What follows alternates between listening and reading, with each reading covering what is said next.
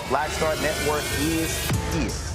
Hold no punches. I'm real revolutionary right now. Support this man, Black Media. He makes sure that our stories are told. Thank you for being the voice of Black America, Roland. Stay black. I love y'all. All momentum we have now, we have to keep this going. The video looks phenomenal. See, there's a difference between Black Star Network and Black-owned media and something like CNN. You can't be Black-owned media and be scared. It's time to be smart. Bring your eyeballs home. You dig?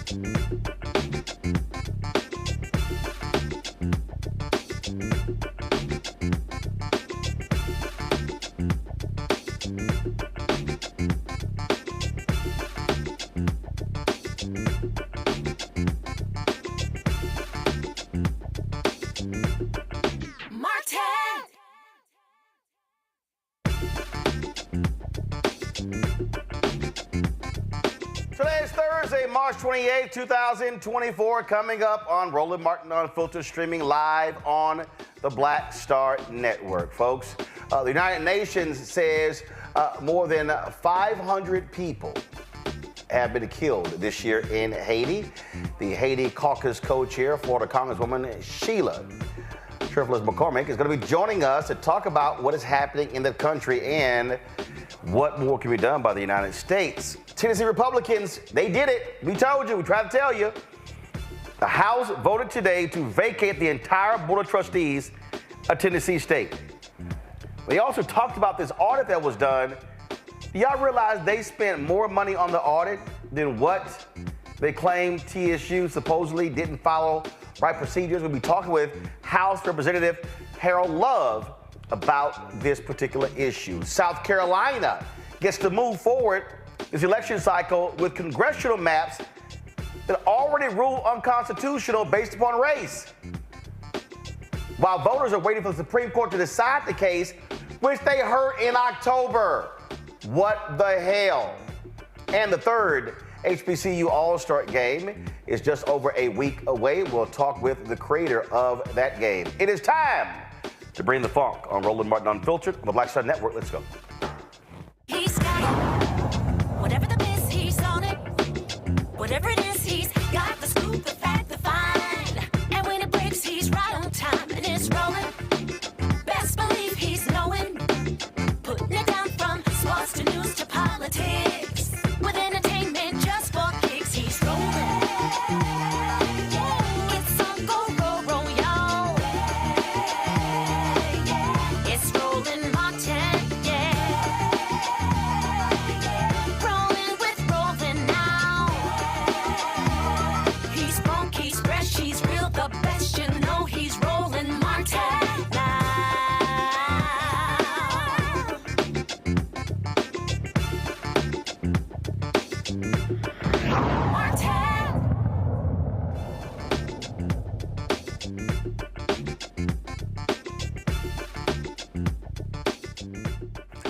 While members of Haiti's International Presidential Council are near being officially installed, the UN says more than 1,500 people have been killed in Haiti this year. Violent gangs continue to ravage the struggling country and growing stronger as homeless children are being swept into the chaos. The co-chair of the U.S. House Haiti Caucus, Congresswoman Sheila Cherfilus-McCormick, joins us right now. She is quite familiar with what's happening right there. Congresswoman, glad to have you here. First and foremost, what's interesting here, again, is how you look at the reaction. You've got folks on the right who are, oh my God, the Haitian migrants are coming. Yet if these folks were Cuban, there'll be a totally different reaction in South Florida. You're 100% correct. Instead of them looking at the humanity of these people and what's going on, they're sitting there trying to make it, politicize it by saying, oh, there's going to be a Haitian invasion. Haitian people are going to be coming in. But the truth is, we haven't seen elevated numbers of Haitian people hitting the shores just yet. But what we are seeing is a need to help right now. So instead of us trying to fear monger, what we need to focus on is making sure that we can do everything to prevent Haitian people from going to the sea. And doing that is for us to know right now we need security and we actually need a government. In addition to that, we have to look at the causes. You have 1.4 million Haitian people right now who are facing a famine. More than 5 million people also are struggling to have food and water. When you look at these aspects and the gangs taking over, they displaced over 360,000 people from their homes. These are the reasons. The gangs are actually facilitating all these problems. So we need to focus on making sure we're releasing the 40 million, which the administration has already requested, that the Republicans are holding on to, so we can have a security mission and also support the transition government. But until that is done, we're going to keep talking about these issues and these statistics, and the issues are going to actually be amplified.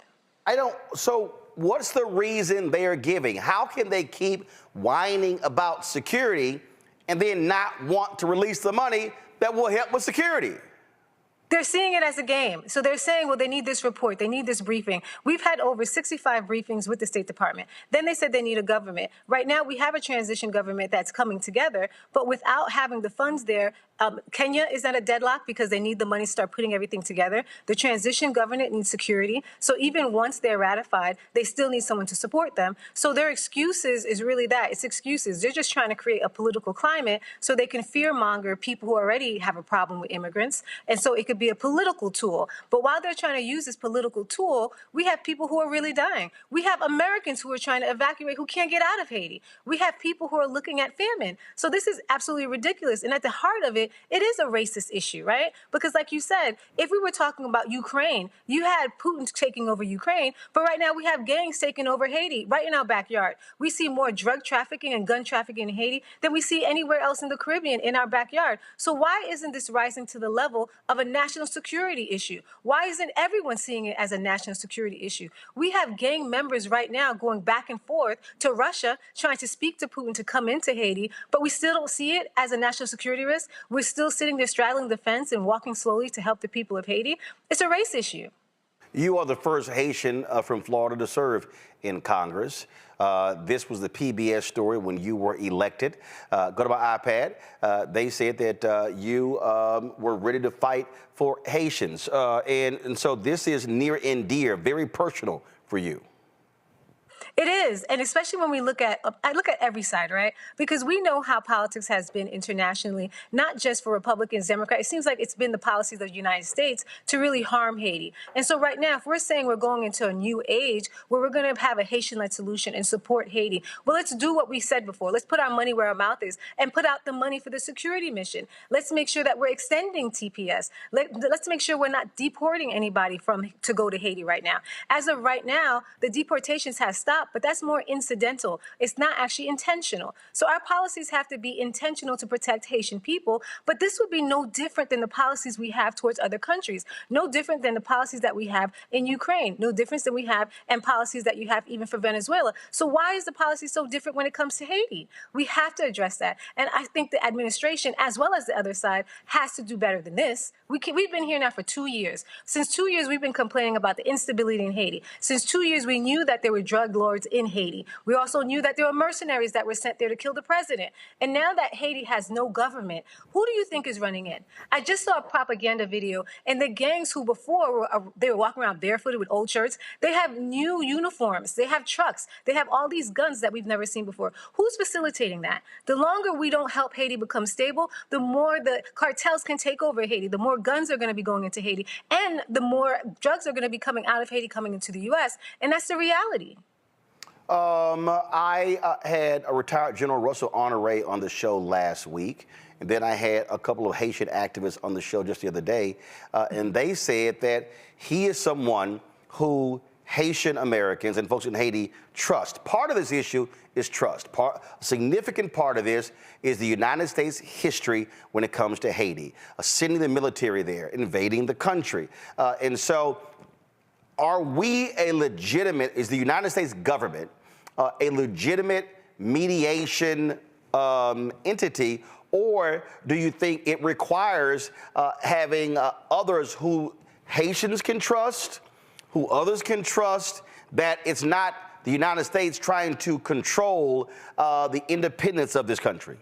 You're absolutely right. I think that it has to be more of an international program, and that's why CARICOM is supervising the negotiations right now. And I have to really clarify that because there's been misinformation as if the U.S. is actually supervising it. It is not. It is CARICOM who is supervising it. And the truth is that the United States does have a problem with credibility because of our history and how we've dealt with Haiti before. So no, the United States should not be meddling or choosing a leader, which we're not. Right now, it's a Haitian-led solution. We have more than 9 different parties who are at the table who are going to create this transitional presidential council, and then they will choose who's going to lead Haiti. But it has to be like that. Roland, I can tell you, as the only Haitian American in Congress, I think I get more calls from Haitian Americans who want to be president in Haiti. And I have to tell everybody, this has to be a Haitian-led, meaning you're living in Haiti, not living in the United States, right, trying become president of Haiti. So we have to empower the Haitian people, and we also have to make sure that they have justice. Once we empower them, once we support them with a security force, and once we support them financially,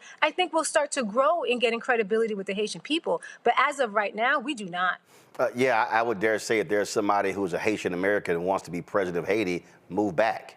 I mean, that was part of the issue that happened in Iraq, where we were talking to Iraqi nationals who were not there, and people were there were like, we don't know who these people are, we don't trust them. And so trust is a significant issue. First, have you, the CBC, have y'all met directly with the Secretary of State Blinken?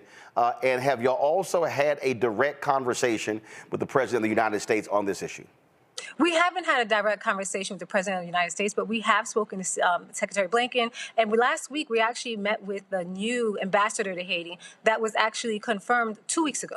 And so we've been taking every affirmative step to make sure we're bringing this to light, that we're helping the situation. And we've actually put out letters. There was a letter by Leader Hakeem Jeffries asking the speaker to actually release the funds. We've been putting all the pressure we can so they can release the funds. And one of the worst things that we did not want to see is this to become political. But now we can see that it's clearly political because there is no reason for this stalemate.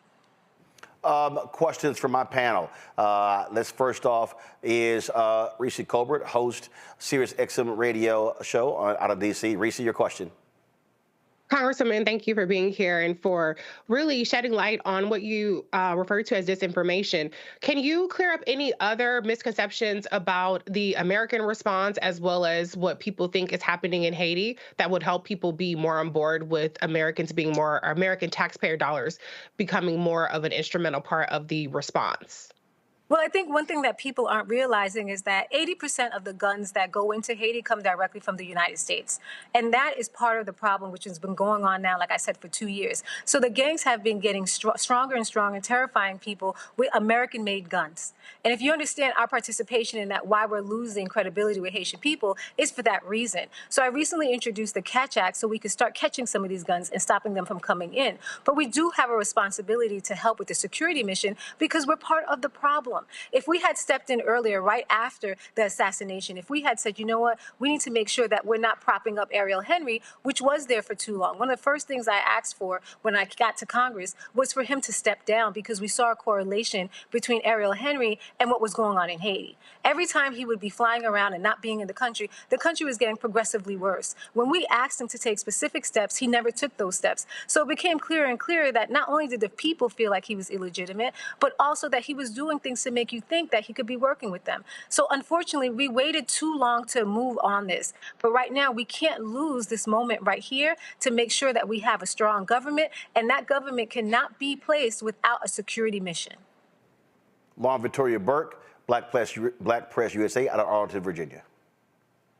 Hi, Congresswoman Cherfilus-McCormick. How you doing? I was wondering what the $40 million would cover. It seems like in the last 14 years or 10 to 14 years, Haiti has had some really bad, bad luck. There was the earthquake. Obviously, there was the assassination, and now there's this. So I wonder, what does the $40 million actually go to? So initially, the United States has pledged $300 million, and that's going to be for the security mission. The initial ask was for $50 million. That's to start to set up the security mission with Kenya and actually on the ground to support the mission. Now, the Republicans released $10 million of that. $40 million is still waiting. So that's going to go for the infrastructure building to make sure that the Kenyans are prepared, that they're vetted, and they can come in. Now, it's not just the Kenyans who are coming in. I think we have a total of maybe 5 to 7 nations who will be supporting this police force. Now, it's important to note that the reason why we're supporting the police force is because Haiti does not have a military or an army. The only force we have right now in Haiti is that police force. So that money is necessary, or I would say it's imperative to even start the mission. Dr. Greg Carr, Department of Afro-American Studies, Howard University out of D.C. Thank you, Roland, and thank you, Congresswoman Cherfilus-McCormick. First of all, praying for and hope that your family and community and people who are in Haiti are safe. I'm wondering if you have any thoughts about a couple of things. Number one, the distortions and the fabrications in the Western press as it relates to what's going on in Haiti on the ground with these various paramilitary groups, many of which seems like the best armed are the ones closest to the damn U.S. Embassy. Any thoughts about safety and concerns? People think the whole country is somehow ungovernable and on fire. And then who's going to lead this security mission, given that there's huge pushback in Kenya right now? I mean, the courts have ruled against them. The people are increasingly against this. I know Ruto is supposed to be coming here for a state visit. And finally, in terms of this transition government, saw that Dominique Dupuy resigned, the Haitian Canadian who was affiliated with the UN. Did see that Lavalias is represented there. Is this transition government commission credible, particularly given the fact that the last time the United States invaded in 2004, and got rid of Aristide, they did so with a UN stabilization mission that was an utter disaster. Well, we have to look at the parties who are at the table. Right now, there's 9 parties at the table. There's 7 parties who are actually voting members, and they all represent different parties within Haiti. So you do have Lavalas, you have Petit Dessalines, you have the Montana Group, you have EDE. I can't remember all of them, but you have a wide consortium of people who are actually in Haiti. If there was an election, they would be part of the election process. So I think that's what brings their credibility. In addition to that, you also have the faith-based groups who are there, and you have the private sector. So that, I believe, is the most credible that you can get when you have actual Haitian people. Now, with our past missions that we've had, I mean, everybody can admit that those past missions were not successful.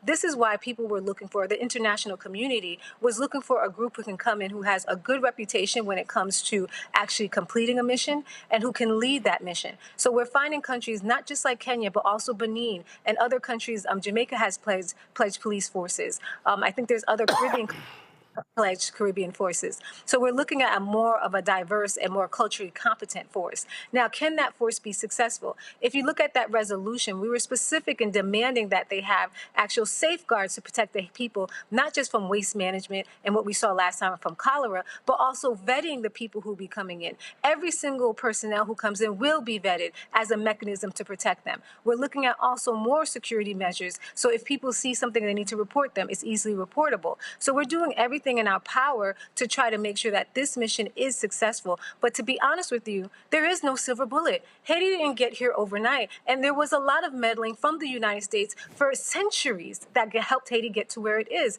And it was punishment to Haiti because Haiti was the first republic and they supported Black people being free throughout the entire world. So when we understand the context of it, we understand how much work it's going to take to go forward and how much of an obligation and responsibility the United States has to recompense Haiti for what it's done to Haiti. I want to play this and get your reaction because I was reading a story in The Nation that these comments greatly upset a lot of folks in Haiti. This is from a former U.S. ambassador to Haiti, Pamela White. I'm sure you've already seen this here, but for our audience who is not, folks, listen to this. And Ambassador White, thank you so much for joining us today. Thank you for having me. This is a very concerning situation in Haiti. Gangs have pretty much taken control of the country. The prime minister forced to shut down, and he wasn't even in the country when this happened. Can you give us the very latest about what is going on? Yeah, well, I can give you from where I'm sitting here in South Carolina what I'm talking to many, many people in Haiti. They're very distressed, and I know we don't have a lot of time, but I do want to make a couple of points. And one is I talked to Guy Philippe yesterday, and I know that he's sort of put as being one of the bad boys, but in my opinion, he's someone that can help with the situation, and I believe we should be dealing with him. We dealt with the Duvaliers for 20 plus years. We can certainly deal with Guy Philippe. He's charismatic, he's bright, he's articulate, and he has many, many people that are following him, and I think he can be part of the solution. I think that even Barbecue, Jimmy C, can be part of the solution. I don't think that 1,000 Kenyan troops for the tune of $237 million are going to turn the situation around in Haiti. And my last really important point is this new 7-person transition council. I don't know transition to what, because we're in a total failed state in Haiti. But in any case, if one of the people that are appointed on that 7-person council are the elite, the names that we have heard, the political elite, the private sector elite, even one, the people that have mansions in the hills of Port-au-Prince, Petronville and above, the people who have mansions in Florida and send their kids to Ivy League schools. Those people, if there's even one, it's going to fail, dead on arrival. So I don't know who the names are. I don't know who's being considered. I have not any clue, but I do know. So folks are saying, wait a minute, you want to include 2 gang leaders as part of the solution? Your take on what this former U.S. ambassador to Haiti said? I was about to pass out when I heard this because I said this lady must be crazy. For you to think that a gang leader, a self-proclaimed gang person, drug dealer, and the gangs that we should be working with, Barbecue, who has been killing, brutalizing, raping women and children and boys and girls, that we should work with them, that would actually help the people of Haiti is crazy. It's insulting when she says he's charismatic, he speaks well. I mean, these are all the racist things that people say all the time, that we hear all the time. But what's even more offensive is that she used to be the ambassador of Haiti. So when we hear someone who used to be the ambassador of Haiti saying the craziest things, I mean, could we not see how we were implicit in destroying Haiti to begin with? This is who was the ambassador to Haiti, that she thinks that we should work with gangs. I thought we don't work with terrorists. This is what I'm talking about when we need to take a real clear stance when it comes to Haiti on who we are and what we're going to do going forward. Either we're going to help the Haitian people and be credible by giving them justice. Justice means that you cannot support someone who has raped their daughters, their kids, their boys, their girls, who have murdered their families, that you want to actually help them to be the leaders of Haiti. This is crazy to me. And we have to take a stand. And people like that should never be in the foreign services. They should never be representing black countries. And, I have to say, but this is why we need to keep pushing our diversity, equity, and inclusion projects, because there's no way that a woman like that should have ever been in Haiti, because look at what is done. Look at what she's even saying now. So to me, it's more than repulsive. I just wanted to pass out of my chair for her to say that. Well, it certainly was strange. And again, what happens is when she goes on television and they say, oh, former U.S. ambassador to Haiti, they give her lots of credibility in doing so. And she was the ambassador there, my understanding, 2012 to 2015. So that was under President Barack Obama. Last question for you, and that is, I go back, who is the state? I go back to what the Haitian activist said about General Russell Honoré. And then I think about others. They said there are a number of Haitian American elected officials in the United States who should be part of this. Who is the administration talking to? Are they actually leaning on and talking to people who are Haitian American, who have credibility, who can help with this? Who are they dealing with? So the administration has been talking to Haitian Americans. There's been a lot of people at the table, but I have to make it and be very, very clear. The negotiations for who's going to be running this transition government is by CARICOM. It is a Haitian-led solution. It's a Haitian-led team. They live in Haiti. And so I think we need to be clear when you see people from the Haitian diaspora who want the U.S. to step in and make decisions on behalf of Haitian people. This has been traditionally the problem. And so even I'm opposed to having the diaspora step in and dictate where Haiti's going. If you go to Haiti, if I was to go to Haiti right now, they would call me a diaspora, because that's to identify that I wasn't born in Haiti, that I live in the United States, that I'm an American. So even the people of Haiti see a difference between the diaspora and also Haitians who live in Haiti. And that's why we have to keep focusing on that we have a Haitian-led solution, a real Haitian-led solution, not people who live in the United States, who live in my district in Florida, who say they want to go and run Haiti. And so that's been the emphasis. And right now, CARICOM has been supervising that conversation. We have 9 parties who are Haitian parties who are doing it, who live in Haiti, who are part of the political parties, and who have been part of politics in Haiti for a long time. And I do believe that's the first step in getting credibility with the Haitian people on the ground. Congresswoman, glad to have you on the show. Let us know you want to come back and give us an update on what's happening. Hopefully, we will see some form of resolution to achieve peace there in Haiti. Thanks a lot. Thank you for having me.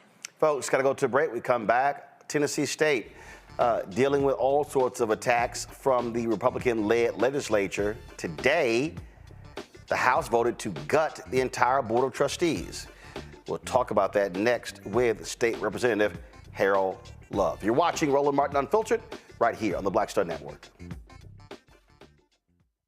Fanbase is pioneering a new era of social media for the creator economy. This next generation social media app with over 600,000 users is raising $17 million, and now is your chance to invest.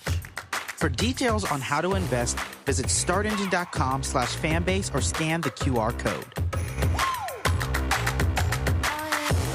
Another way we're giving you the freedom to be you without limits. Next on the Black Table with me, Greg Carr, we look at one of the most influential and prominent Black Americans of the 20th century. His work literally changed the world. Among other things, he played a major role in creating the United Nations. He was the first African American and first person of color to win the Nobel Peace Prize. And yet today, he is hardly a household name. We're talking, of course, about Ralph J. Bunche. A new book refers to him as the absolutely indispensable man. His lifelong interest and passion in racial justice, specifically in the form of colonialism. And he saw his work as an activist and advocate for the Black community here in the United States as just the other side of the coin of his work trying to roll back European empire in Africa. Author Cal Rostiala will join us to share his incredible story. That's on the next Black Table, here on the Black Star Network.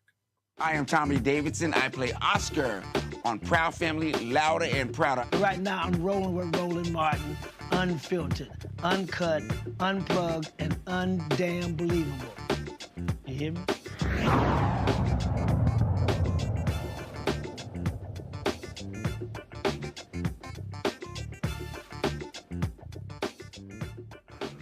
With Republicans having a supermajority in Tennessee, we knew it was going to happen after last week. The Senate there voted to gut the entire Board of Trustees at Tennessee State. Well, today, the House did the exact same thing. This is what happened. Over the last couple of years in this body, we've had some tumultuous times. And I talked to my friends on the other side of the aisle, and they're talking about, hey, you know, we're getting labeled as things that we aren't. And I agree. I know many of my friends on the other side of the aisle. I know their hearts. You know, I have conversations with them. We go out. You know, I think if they felt a way, they would slip up and say something. But ladies and gentlemen, the optics of this today are awful. If you can't look at this and see that the optics of what you're doing today is awful, you need to take your blinders off. I mean, you're going down the same path you did last year, and then you're going to look at yourself and say, we didn't mean to do that. We didn't mean to look that way. Well, you're doing it again. I'm stopping you before you drive off the cliff. I'm stopping you before you get on Saturday Night Live again. I'm warning you. I'm telling you. I'm helping you out here because I know many of you. And no one should accuse you of being anything but coming up here to serve to the best of your ability. But you're driving off the cliff right now. You know, I worked in GovOp many years as a staffer. I've seen many audits of many universities that look horrendous. Have we ever vacated an entire board of a university before? Have we ever done that? But an HBCU that we owe $2 billion to? Oh yeah. We're gonna take their board. You know, we're gonna hold them hostage, and we're gonna say you need to shut up about your $2 billion because we're gonna vacate your board. And if you say anything else, we'll do something else to you. You better sit down and shut up and accept the crumbs we send you. The optics of this are horrendous. You're going off the cliff. Don't do it. Don't do it to yourself and then wonder why the press is attacking you and saying things. You're doing it to yourself. Stop. You know, just because somebody puts a thumb up in the air doesn't mean you have to vote with them. You got a mind of your own. You know how you feel. You know what this looks like. And you're doing it to this university. May 1st is when students select which university they go to around the country. So you're just killing the admittance of the freshman class coming into this university. I'd hate to be Eddie George trying to recruit a football team right now with you guys doing this. What kid wants to come to that university when the governing body of the state is doing everything they can to their university? Use your minds, folks. Come on now. You're going off the cliff again. The optics are awful. You know they're awful. Don't do it. Just because these people stick their thumb up in the air don't mean you have to vote with them. You know this is wrong. It's horrible. And you're going to be on Saturday Night Live again if you keep doing this. That I'll sit down and shut up. And Republicans didn't give a damn. This was the roll call right here. It was a 66-25 vote. That's what it was. And I believe only 2 Republicans voted with Democrats on this particular measure. Joining us right now is Tennessee State Representative Harold Love. Glad to have you on the show. So let's get right into it. What happened here? Because my understanding, and talking to a number of people in Nashville, in the legislature, in the community, at the school, alumni, students, is that many thought a compromise was being worked out, that the House would have voted to replace 3 or 4, and then that would pass the House, and then when it came to reconciling the 2 bills, there would be negotiation between the House and the Senate. I was told that you had the votes for that. Did you have the votes for that? And if so, what happened? First, thank you for having me on the show, and thank you for your continued advocacy for HBCUs and Tennessee State specifically.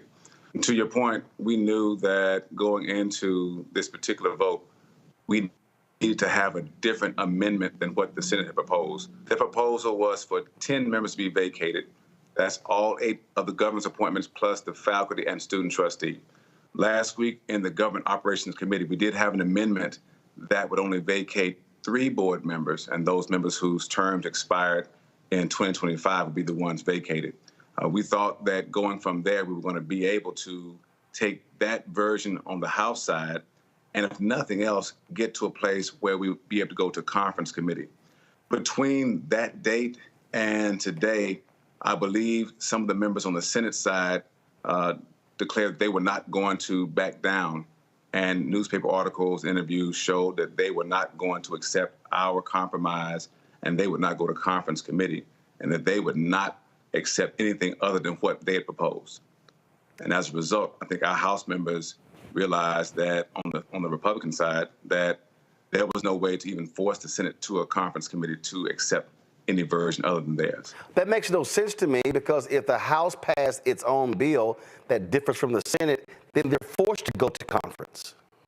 That's not absolutely correct, because the way it works is this: if the House passes our version, then the House sends a message on the message calendar to the Senate that says, we don't like your version, here is our version. We would like for you to accept our version as the bill. If the Senate accepts that, then that becomes the bill we sent to the governor's office. No, this is what I mean. If the Senate passed their version, vacate the entire Board of Trustees. Right. If the House passed its version of, let's say, he replaces 3 and the House passes it, then what happens? Here are the options. If the House passes that version, we have a thing called the message calendar, which then sends the Senate our version to say, we don't want to adopt your version. Here is our version we want you to adopt. Right. The Senate then has the option to either refuse our version or accept it. So if the Senate then refused your version, then what happens? If they refuse our version, then they want us to accept their version. And if y'all don't accept their version, then what happens? Then the bill doesn't pass at all. So conference committee is an option. It's not a requirement. Wow. So it's either my way or the highway. And that's what one of the senators said in the newspaper, that he felt as though their version was the best one, and that he was advising the House to take up their version, or else there would be no compromise. So I'm trying to understand why they believe their version was the best one. Now, granted, the state comptroller did an analysis, and then they authorized an audit to be done. That audit cost about $2 million, right? Correct. Okay. So this is the audit. Go to my iPad. It was done by Clifton Larson Allen, correct? Is this the correct one? It's my first time seeing that. I think that is it. It says forensic audit. Okay. It says that that Jason Munpower retained them to perform the forensic audit, and it says that, as you are aware, a forensic audit is performed largely to uncover fraud or criminal behavior. While there were several recommendations for improvement of TSU's operations, the CLA firm concluded there was no fraud or malfeasance by TSU management. So if there's no fraud or no malfeasance, why in the hell are we here with replacing the entire Board of Trustees? That's what we argued last year when the $2 million was put in the budget. We argued that there was not going to be any findings of criminal intent.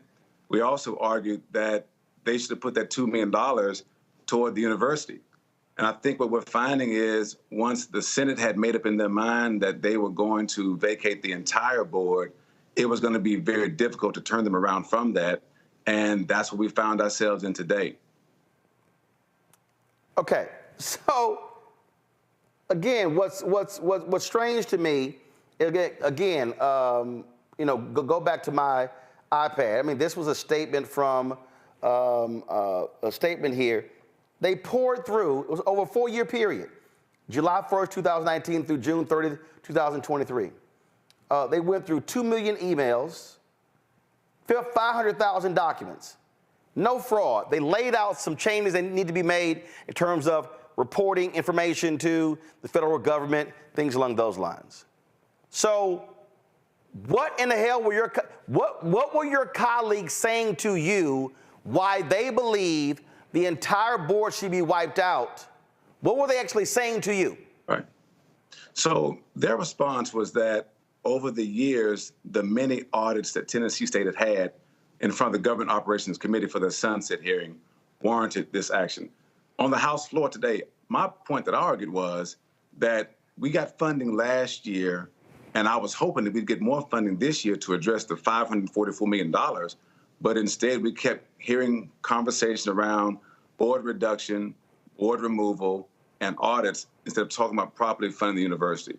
And I think that's what many of us were frustrated because, as my colleague Bo Mitchell pointed out, there have been many indications from many other schools that show that they also had audit findings.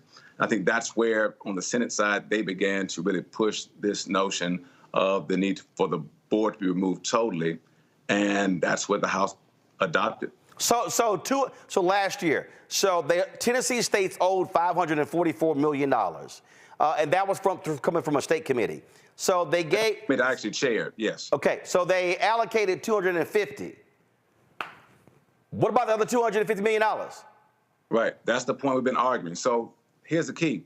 When we found out that the federal government, through the Biden administration, Department of Agriculture and Education, identified $2 billion, we then knew that there was going to be attempts made to marry the two numbers and then say that the real number was $544 million. So we embarked, and by we, I mean myself and other members of the National Black Caucus of State Legislators, embarked on a mission to then educate our members to say that $544 million for Tennessee State represented capacity grant funding for agriculture extension, for teaching and research. The $2.1 billion was for basic campus funding. And so I saw members trying to put those two numbers together, and we began educating members to say, no, that's a separate pot of money, and we would like both of those pots to be fully funded. In Georgia, the Black Caucus sued the state over that money. Right. Are y'all going to sue Tennessee? So we looked at the Maryland example when they sued. And No. That's a separate deal. Well, follow me here. Georgia, in September, because I had Georgia State Representative Derek Jackson on the show Monday, they filed a lawsuit with regards to that $13 billion you referenced. Correct. The Maryland lawsuit, I covered that extensively. That dealt with the duplication of programs that were allowed at University of Maryland. That took 13 years before they achieved that settlement there. So I'm talking about, would y'all consider, and would y'all move forward, filing a lawsuit like Georgia did, specific to that land grant money that the Biden-Harris administration actually designated? So when the Black Caucus met with Dr. Glover last year, we took the position that we were going to follow her lead on whether she wanted to pursue a lawsuit or not. But she's a state worker. She's a state worker. She can't. She's a state worker. In the Maryland lawsuit, actually, Coppin, Bowie State, University of Maryland, Eastern Shore, Morgan State were not involved in the lawsuit and the lawsuit wasn't even filed by those universities because they couldn't. So external groups did that. So I'm trying to understand again. You have an example where in Georgia the Black Caucus did that. Now, in Georgia, the Black Caucus did that. I think a legislative route is actually a faster route. I'll use an example of what we did in Tennessee. The committee met in 2020, discovered $544 million was missing, and then we received more than $250 million. We actually received $342 million. It was $250 million for infrastructure, $60 million for a new engineering building, and then $32 million for an agriculture building, all to address that issue. I'm not sure if the Georgia lawsuit is going forward. We did also see that. No, the Georgia lawsuit is going forward because I had the Georgia representative on this show on Monday. Right, I saw that episode. Okay. And I don't know what their results are so far. I do know that in Florida, they also sued, but that case was thrown out.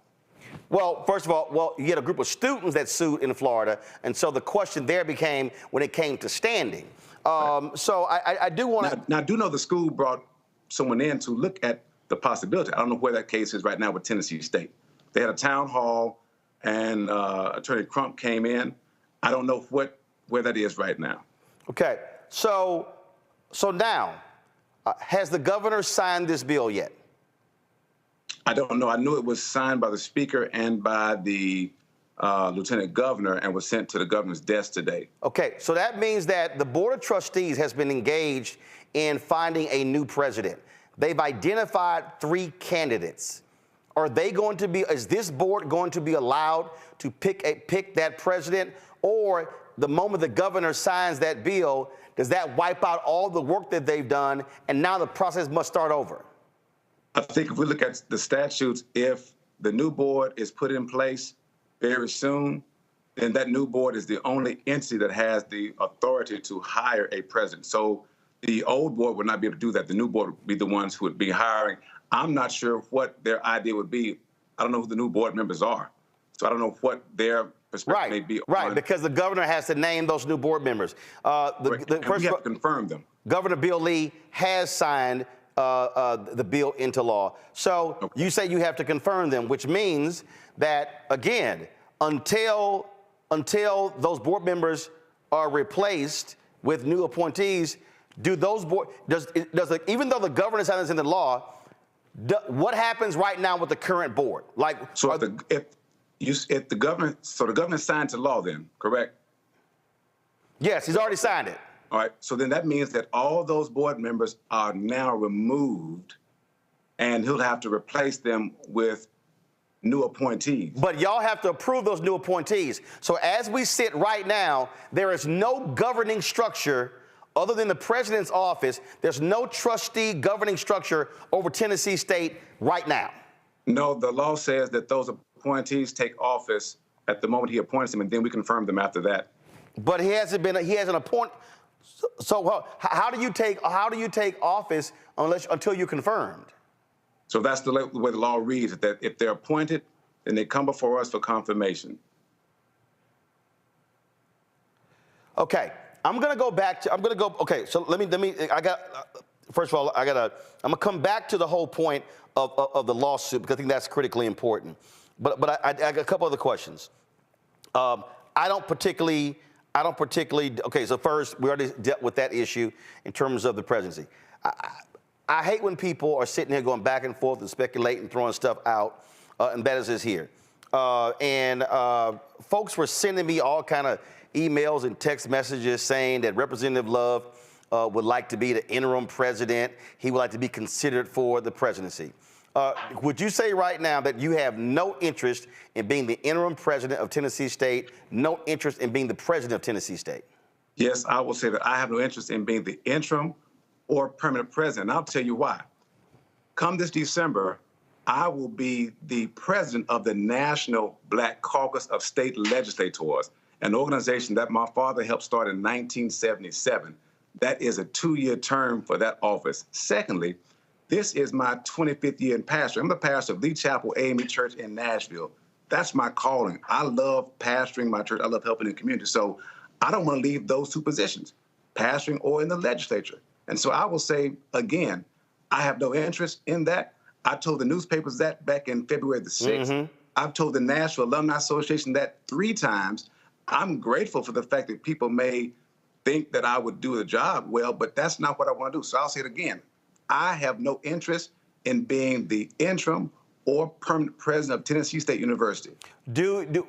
What should the President Glover has announced she's retiring, and so I'm not sure when her term ends. Should she stay through the end? Graduation is May 4th. Should she stay through the end of May or June? Because again, until you get a board, I mean, you've got no leadership. What should happen with President Glover? I don't know. I've talked to her, and I think that this whole process has taken a tremendous toll on her. Many times she said to me that she wants to leave as soon as she her time is up, because she's done a decade plus at the university, done tremendous work, but these last 2 years have been a tremendous toll on her. I mean, you think about last year, you had me on your show, and I appreciate that. I was streaming from Liberia, and the power went out a couple of times. We were talking then about this board issue and about the president and the votes. And so this has been a difficult time for her. It's been a toll on many of us here in Nashville as well. In terms of what's next, because again, if a new board comes in, process starts over. Who should be involved in choosing the next president? Should that be the sole domain of the Board of Trustees, or do you want the Black Caucus and legislators involved in choosing the next president? What should be the conduit to choose the next president of Tennessee State? So statutorily, the Board of Trustees are the only ones who can choose the president. I will say this, though. In the previous election, when Dr. Glover was chosen, you had legislators, the delegation from Davidson County. Some Black Caucus members were able to have a process where they could talk to some of the finalists to find out what their perspective was on the school and what direction we'll take it in.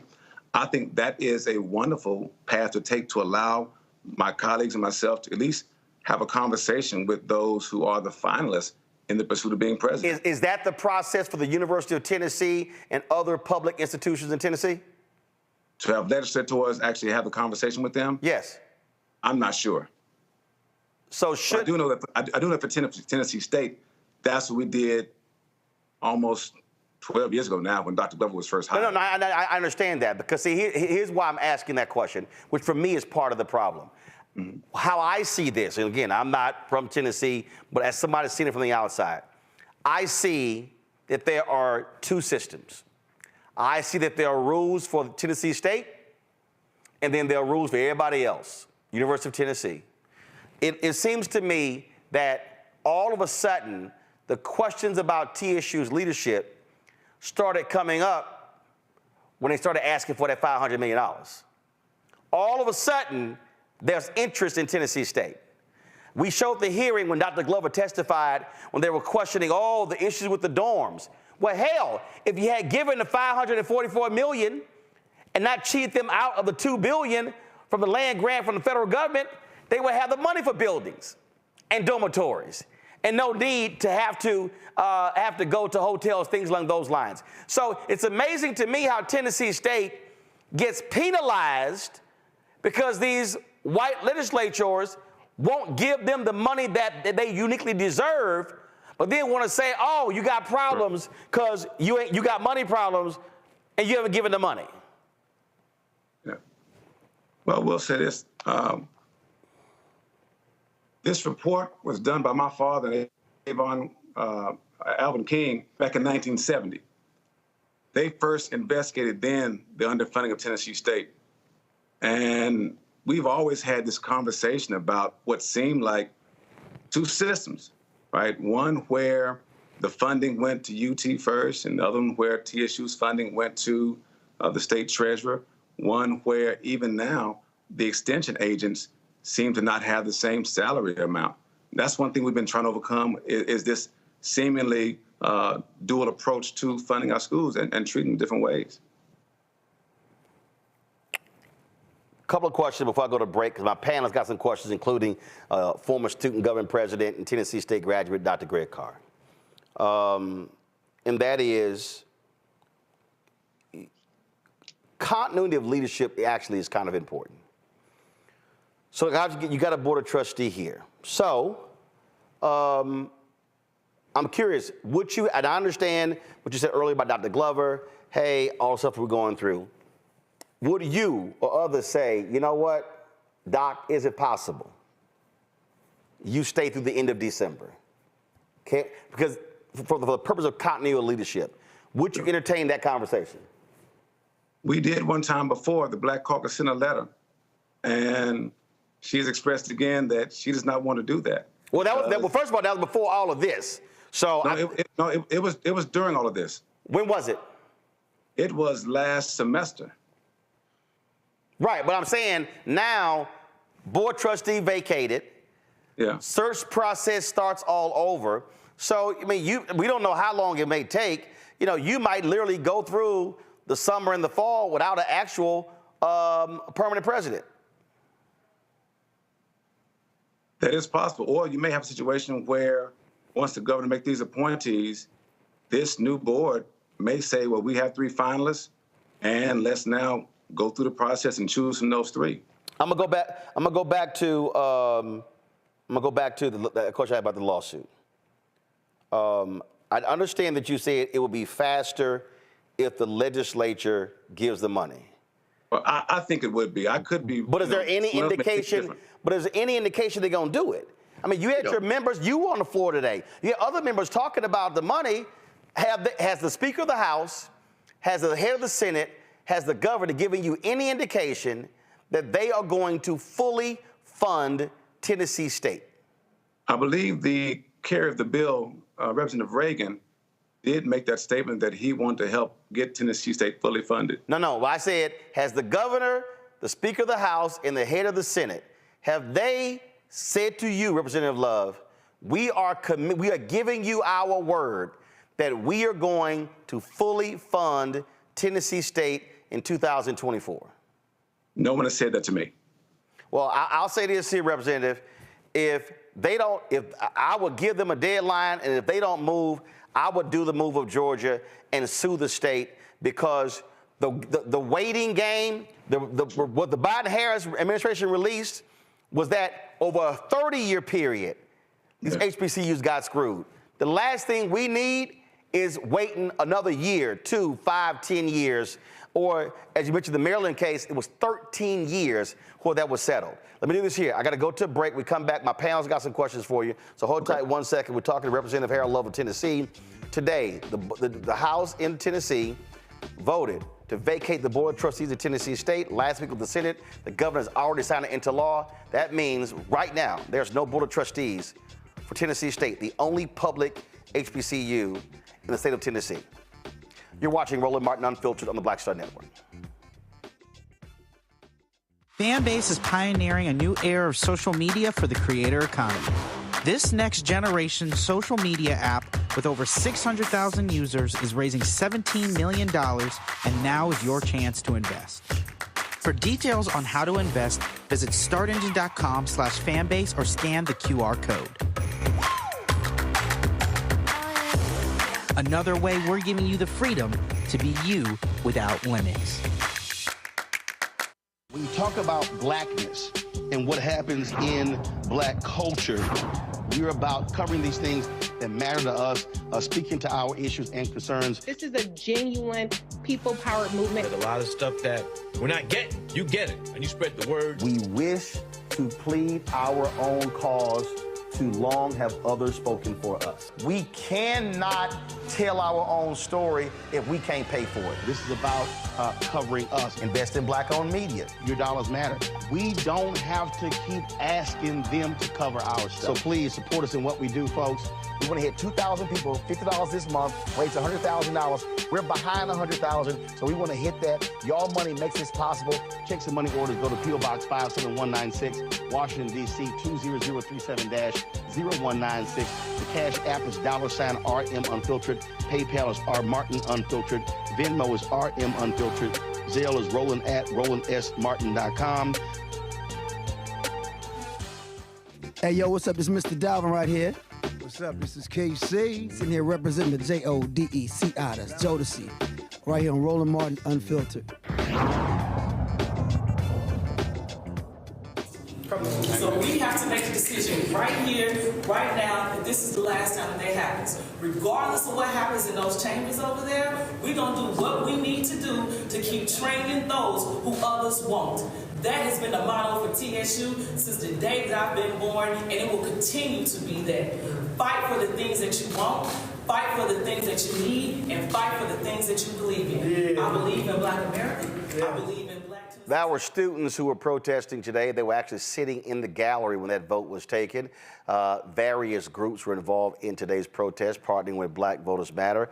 Let's go back to our conversation with Tennessee State Representative Harold Love. First up, asking questions is a Tennessee State graduate. He was a student body president when he was there at the school. Dr. Greg Carr. Greg, take it away.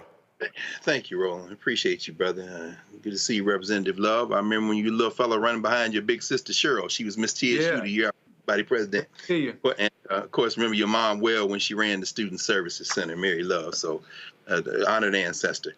Listen, man, where are the strong voices in the legislature? And I mean that because you almost called the name of the person I'm thinking of immediately. You almost said Avon Williams when you brought him. Remember your father well as well. We had many fights, as you probably have heard, in the legislature because we often urged him, Rufus Jones, what was Harold Ford's father, asking them, Harold Ford Sr., y'all need to punch these white boys in the mouth. And that often put a fire under them. So I'm going to, ask you about a little fire in your belly, brother. These hillbillies are clearly running a white supremacist Boston right now in the legislature. When Roland asked you about the lawsuits, I thought about Avon Williams. I think he would be filing a lawsuit, maybe Title VI. I would encourage you to reach out maybe to Alvin Chambliss. I'm wondering, where is the fire? I mean, I heard the fire from Bo Mitchell, but it shouldn't be a white man having to say that. I want to know when some of you legislatures in the Tennessee legislators with a supermajority that isn't going away anytime soon are going to go to the federal courts on this, brother. Great question. I'll tell you this. When we had the committee formed, that was one of the things that we wrestled with. Do we go with a lawsuit or do we try a legislative route? Once we got that data, we thought it best to go with the legislative route first and reserve the lawsuit in case we did not get any traction with that. So when the money came back, our plan was to return the next year and secure more funding. That $250 million plus was to work on the infrastructure, and the hope was to use the next tranche of money to work on academic programs. As I said today on the House floor, when I opened up with conversation about it, we got caught up in conversations about audits and boards, and it seemed as if everyone wanted to talk about that instead of the finances. That's why I asked my colleagues today, since they're so excited about vacating the board, that I would want them with that same fervor and fierceness, determination, and excitement to come back and fund the university. No, they're not going to do that, brother. Hold on, Ron. I just want to follow up. This is the bottom line.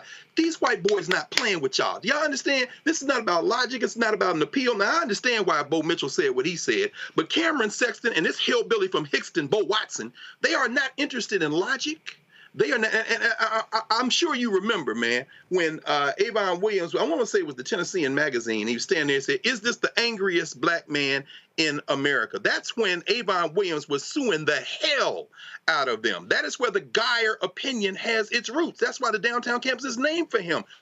They're not going to listen to logic, brother. In the words of Malcolm X, you're speaking a language they don't understand.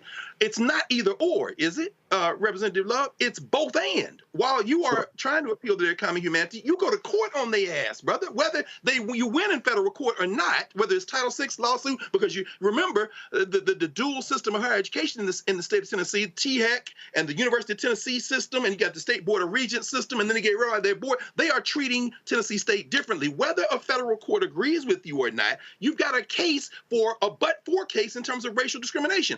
But for the race of Tennessee State, which if you remember from the original federal lawsuit, the Geyer lawsuit, they were saying that they wanted Tennessee State to lose its racial identity. But for that, they would not have dismissed this board. Whether it's dismissed or not, them hillbillies don't care about Saturday Night Live. They can't spell Saturday night or live, and they don't watch it. That's why that punk was smirking in front of Bo Mitchell while he was talking. But I'm saying you got to go to court too, brother. If it's not y'all, get some people together. Where is the courage in the state of Tennessee right now? Well, I think we got it. There was a group of preachers, I think, that came on the last show that Roland had, Chris Jackson and some others with IMF, who I think may be looking at that route. I can't say if they are or not, but I hear your point. And we will look at some alternative routes than just a legislative one. Reese, Greg, you finished? Yes, thank you, Roland. Reese, go ahead. Representative Love, I'm curious at what legislative paths there are, given that it seems like they're not negotiating in good faith. I mean, they did switcheroo at the last minute. So are there other legislative paths that don't necessarily involve bringing things to a floor vote? You know, just help educate me on that aspect. So one path we can take is this, and that's the one we use to get the other money, is to get in the governor's budget.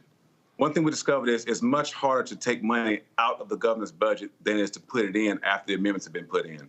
And so that's the path I would hope to take, is this next budget cycle to get in the governor's budget that money we're talking about for academic programs. Dr. Glover has worked tremendously hard and talked about moving from R2 to R1 status. You got to have the money to increase those degree-producing programs. You got to graduate more PhDs. That can only be done with more money for academic programs. So that's the path to take. As I mentioned earlier, myself and Laura Hall have been talking about how we can both work together with our National Black Caucus to also bring some pressure to bear to say to our state legislators, this is the route we want to take to make sure that we do get some responses. And if I could, just for a moment, Roland, I did get an email a few minutes ago that the governor has made appointments to the board now. Do you know who they are? Yes. Who are they? Trevia Chapman, President, Bank of America in Memphis. Jeffrey Norfleet, Provost and Vice President for Administration, Shorter College in Arkansas. Marquita Qualls, Founder and Principal, Entropia Consulting. Terica Smith, Deputy Mayor and Director of Human Resources in Jackson, Tennessee. Charles Trauber, General Counsel, Division of Real Estate, Retail, and Financial Service at Bridgestone Americas. Dwayne Tucker, CEO of Lead Public Schools. Kevin Williams, President and CEO of GAA Manufacturing, and Dakasha Winton, Senior Vice President of Chief Government Relations Officer at Blue Cross Blue Shield, Tennessee. And the press release says they're all TSU alums. Okay. Lead Public Schools is one ain't that funky charter school that Lee tried to foist off on the state of Tennessee last time? That's Lead, right? That was Hillsdale. What's the name of the public schools person? Lead Public Schools, Dwayne Tucker. Charter schools. Okay, here's what I'm trying to understand. Okay, one, it'd be great if you could text or email that to us. I would love to see it. So let me pull. Okay, got it. So one of the members I see right here. Now? Well, no, I'll let's see if I can pull it up. Give me 1 second. I'm gonna send it to your. Okay, you could just email me or to. So okay, so I just see it right here. So go to my iPad. So member of the. Okay, now let me be real clear. I am a. Everybody knows me. My initiative is called School Choice is a Black Choice. And I don't know the brother, but this is a university. I don't know of any other major universities where somebody who is the CEO of a charter school network would be on the board of trustees of a university. Now, again, If I pull up, matter of fact, Yeah, he was former chair of the TSU Foundation Board. Okay. He's from Nashville, Brother Carr, Dr. Carr. Okay. So I mean, clearly they had this list already made up when they get ready to run this in Boston. Somebody got to fight these white boys, man. Now, I will say this. One thing I told the TSU alums on Tuesday was, when we saw the bill coming down, we wanted to make sure that we said, look, if it's going to be a situation where the board is vacated, we don't have the votes to stop it. Our goal is to start pressing the governor and start having public conversation about they need to all be TSU alums. That was something that wasn't the case before, because the state law only requires that there be 3 alums, whatever school it is, whether it's Austin P, MTSU, Tennessee Tech. Only 3 are required to be alums, and only 6 are required to live in the state. And so that's one thing that we pushed when we first started talking about these boards coming off. We said, look, we got to start thinking about this. And I told the students today, when they asked me, what's the next move? I said, the next move is we have to talk about what these boards can look like. So TSU Alumni Association actually at one of their meetings had a list together, and they sent that to the governor's office, I want to say maybe 3 weeks ago. Well, I mean, here's my position. And listen, there are 107 HBCUs. I've done the commencements for, I think, 19 HBCUs. I'm coming to you, Lauren. Hold on. I'm giving the commencement to Wilberforce in May. I've been on the campus speaking, broadcasting from 58 HBCUs. And one of the issues that I see with a lot of places has been the board of trustees. And I'm a firm believer in, folk who have run organizations, who have had significant executive position. Go to my iPad. This is the members of the University of Tennessee Board of Trustees. A former president of PepsiCo, a partner in a law firm in Jackson, Tennessee, commissioner of the agriculture for the state of Tennessee, former president and CEO, Nashville Electric Service, former senior advisor of product management for Cigna, attorney with a law firm in Memphis, executive chairman of AutoZone, former president and CEO of AutoZone, former CEO and chairman of Foster Farms, former president and CEO of Tyson Foods, co-owner of Mountain View Auto Group, attorney with a law firm in Nashville. Then you have your student trustee, and then you have a person, a former CEO of a state collaborative of reforming education. All I'm saying that it's very interesting to me when I look at the resumes of folk who a lot of these governors pick for HBCUs compared to a Tennessee or a Texas or a Texas A&M. I take it you would really want folk on the Tennessee State Board who are CEOs, who have run businesses, who can actually raise money, who can bring in dollars to Tennessee State. Roland, how do they compare to the prior board? Oh, I'm gonna pull that up too. But I'm making a point. What typically happens with a lot of HBCU boards, especially at public institutions, I've seen it at Texas Southern University, the other TSU, and frankly, they've had folks on that board who the Republican governors would never appoint to Texas A&M or University of Texas. And so I'm looking at Kevin Williams. To your point, so I'm looking him up. He's the former CEO of GM in Canada. Good. Okay, that's one. Who else? I'm just curious about their backgrounds, because I'm sure you want folk who can properly, provide governance and lead the institution. Go ahead. No, I'm saying I just looked him up. Okay. Lauren, your question. Right. I'm pulling up right now the other names, but Lauren, go ahead. Representative Wood, so are we to understand right now as we sit here that there is no legal action being taken by any party who may have standing to sue the state for the money for the school? I mean, there's no one suing right now for the money that's outstanding that's due Tennessee State. It's my understanding that there is no one. I have heard several groups at several forums talk about getting a petition signed to get persons signed up for a lawsuit. Specifically, when Attorney Crump came to Tennessee State for the town hall, someone asked him a question about that. They even asked a question about whether former students whose scholarship and financial aid may have been affected because the school was not funded properly, if they would have standing. And the response, I think, was that they were looking into it. So to answer your question, I don't know of any specific group that is. I've just heard of several groups that have been looking to get people signed up in the possibility that they would have one. Okay, thank you. Go to my iPad. So you read the names. I'm just showing it. Sorry, folks. You should have told me it didn't have it connected. So here we go. Let me have it connected here. So I just want to, again, so the governor, this is the press release that the governor released appointing the new board trustees, touting each as an alum of TSU.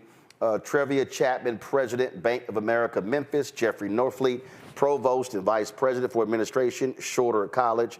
Marquita Qualls, Founder and Principal, Entropia Consulting. Tarika Smith, Deputy Mayor and Director of Human Resources, Madison County. I don't know. How big is Madison County? I'm just curious. That's Jackson, Tennessee. Oh, okay. Jackson, Tennessee. Okay. Charles Traber, General Counsel, Division of Real Estate, Retail and Financial Services at Bridgestone Americas. Dwayne Tucker, CEO of Lead Public Schools. Kevin Williams, President and CEO of GAA Manufacturing. Dakasha Winton, Senior Vice President and Chief Government Relations Officer at Blue Cross Blue Shield of Tennessee. The faculty trustee and the student trustee, do they remain or do they have to get picked over? They have to be picked over. So the faculty would choose their trustee. The way the student trustee gets picked is the actual board members would pick that person. And I don't know the process that Tennessee State uses. I know some other schools have had a situation where the SGA will take applications and then interview the students, and then the president will pass those names on. But the board itself is responsible for choosing that student trustee. Last question for you. We're going to be in Nashville on Monday. We're going to be broadcasting from there. We're going to be at the Forum. First of all, there's a news conference at 11 a.m.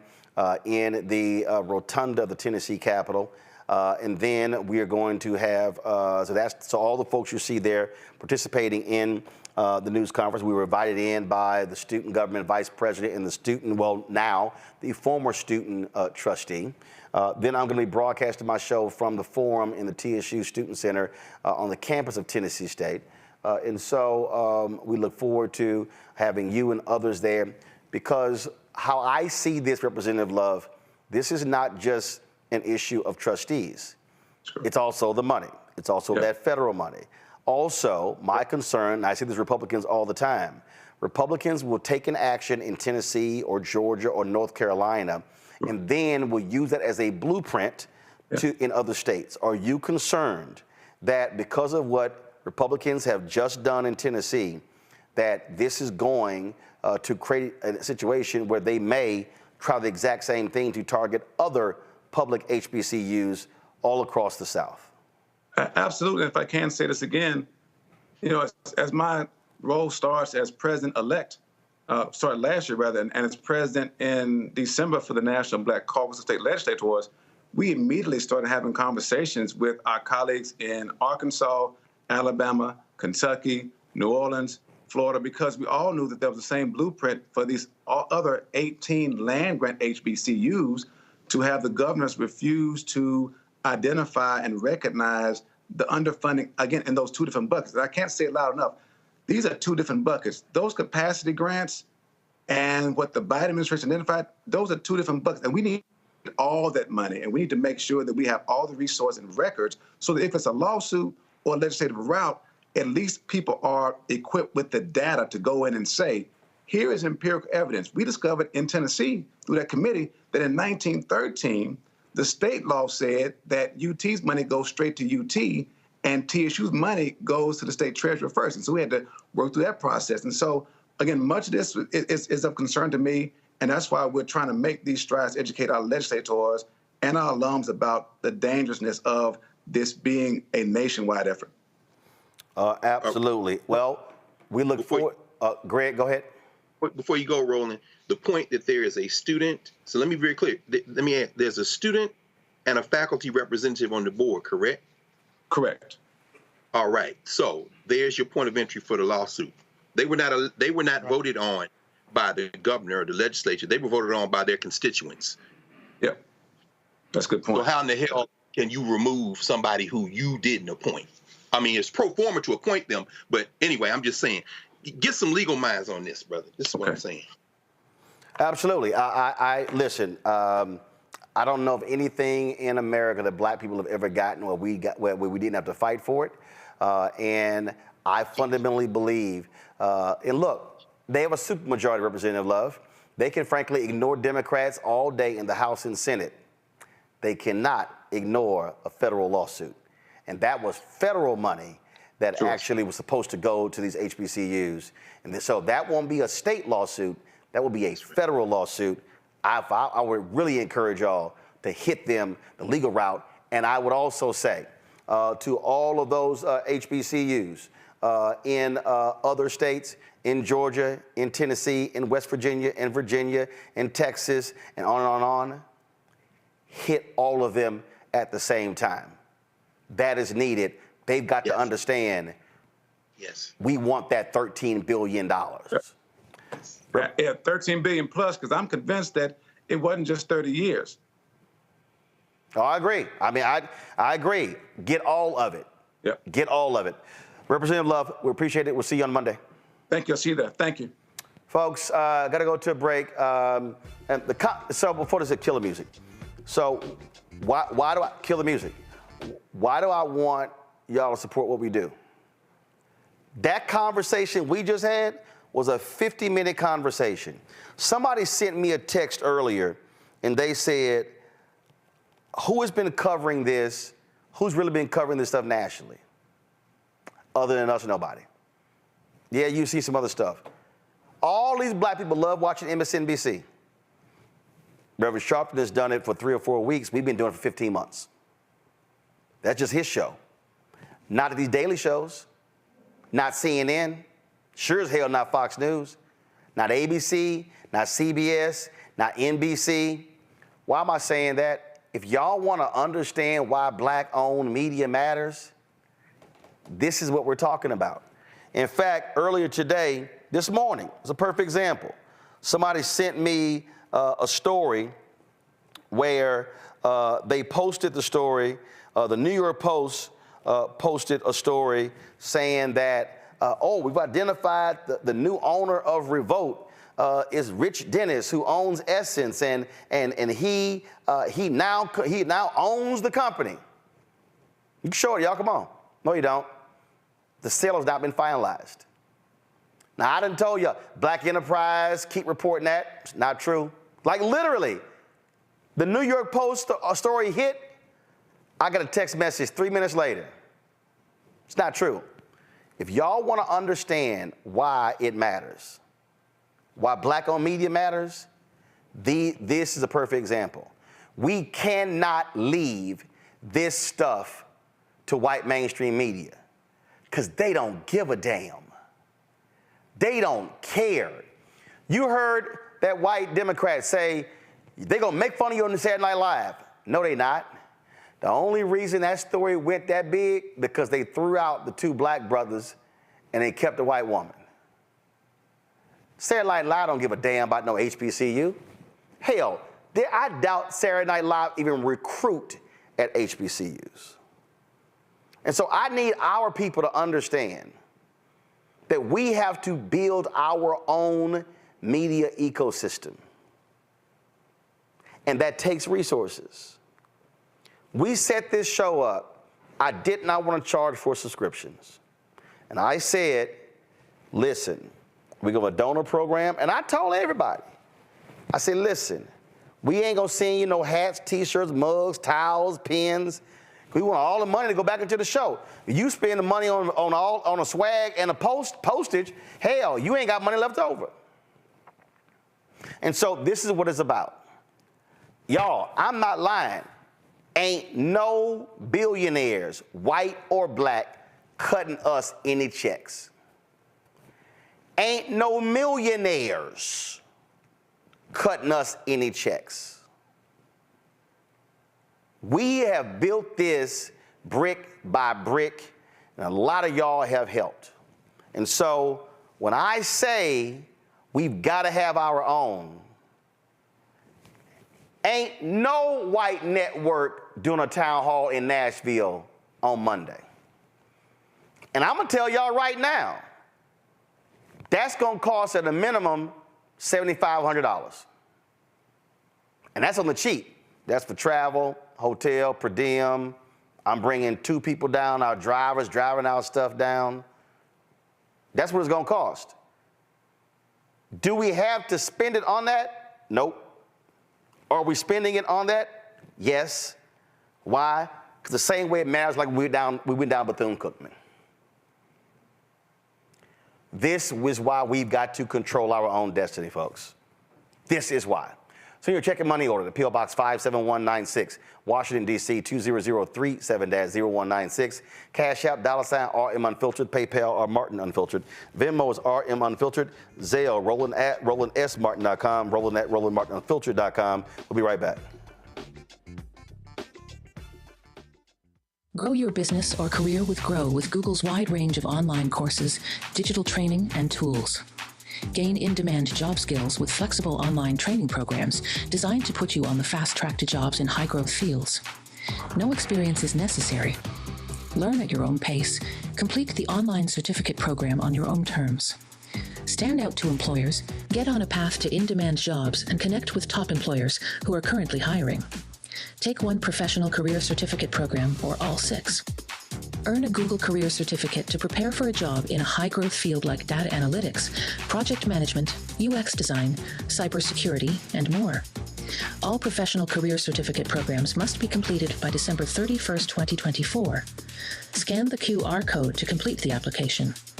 There are 1,000 scholarships available. Grow with Google and J. Hood and Associates. Be job ready and qualify for in-demand jobs. Fanbase is pioneering a new era of social media for the creator economy. This next generation social media app with over 600,000 users is raising $17 million, and now is your chance to invest.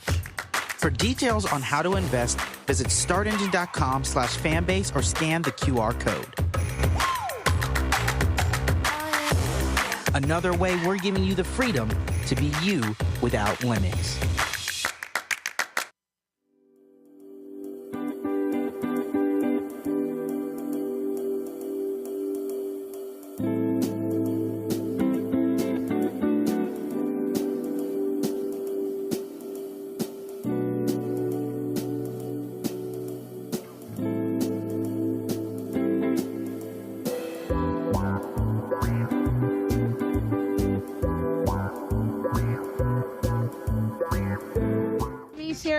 And you know what you're watching, Roland Martin Unfiltered.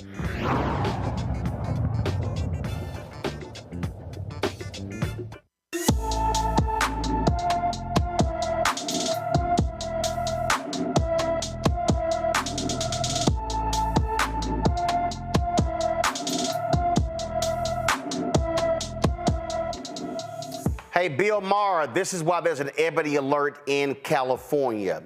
LaShondra Follins has been missing from her Minden, Louisiana home since February 24th. The 17-year-old is 5 feet 5 inches tall, weighs 110 pounds, with black hair and black eyes. Anyone with information about LaShondra Follins is urged to call the Minden, Louisiana Police Department at 318-371-4226, 318-371-4226. Folks, the Lincoln University Alumni Association Board of Directors in Missouri says it has issued a no confidence vote in the leadership of the Lincoln University Board of Curators following the report's release. First of all, they found no evidence of bullying against former Lincoln University Administrator Antoinette Bonnie Candia Bailey. She was the former Vice President for Student Affairs, who wrote a 12-page letter to Lincoln University President John Mosley, the alumni and faculty, accusing the president of bullying and harassment before she died by suicide on January 8th. The board of directors expressed concern with how the investigation was conducted by the law firm of Lewis Rice and questioned how interviews were selected. In a letter addressed to the board of curators, the Alumni Association said the following. They said, we were given a president with minimal athletic leadership abilities and placed in a role requiring even stronger critical thinking skills. As such, guys, please put the letter up. As such, his lack thereof has become evident throughout his 2.5 years of service, and for the board of curators to reassert this flawed decision and to act without change in this administration is further evidence of their inadequacies to care for and protect the interests of the university's mission and its sovereignty at a historically black college and university. The Alumni Association is calling for Mosley's resignation. What we are seeing here, I mean, we read a lot of that letter on the air, Lauren, and man, it was brutal. It was brutal to read what this sister wrote and just how debilitated and offended she was by this.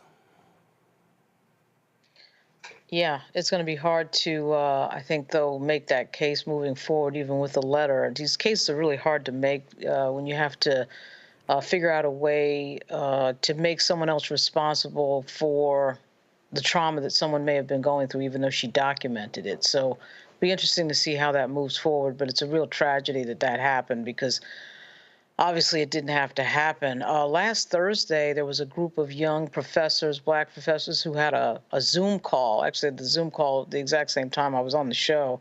But I listened to the second hour of it, and they were talking about some of the experiences they've been having as professors at work around the country. And obviously, you know, there's a trend going on, an anti-blackness trend, and we see it with the DEI discussion and the CRT discussion.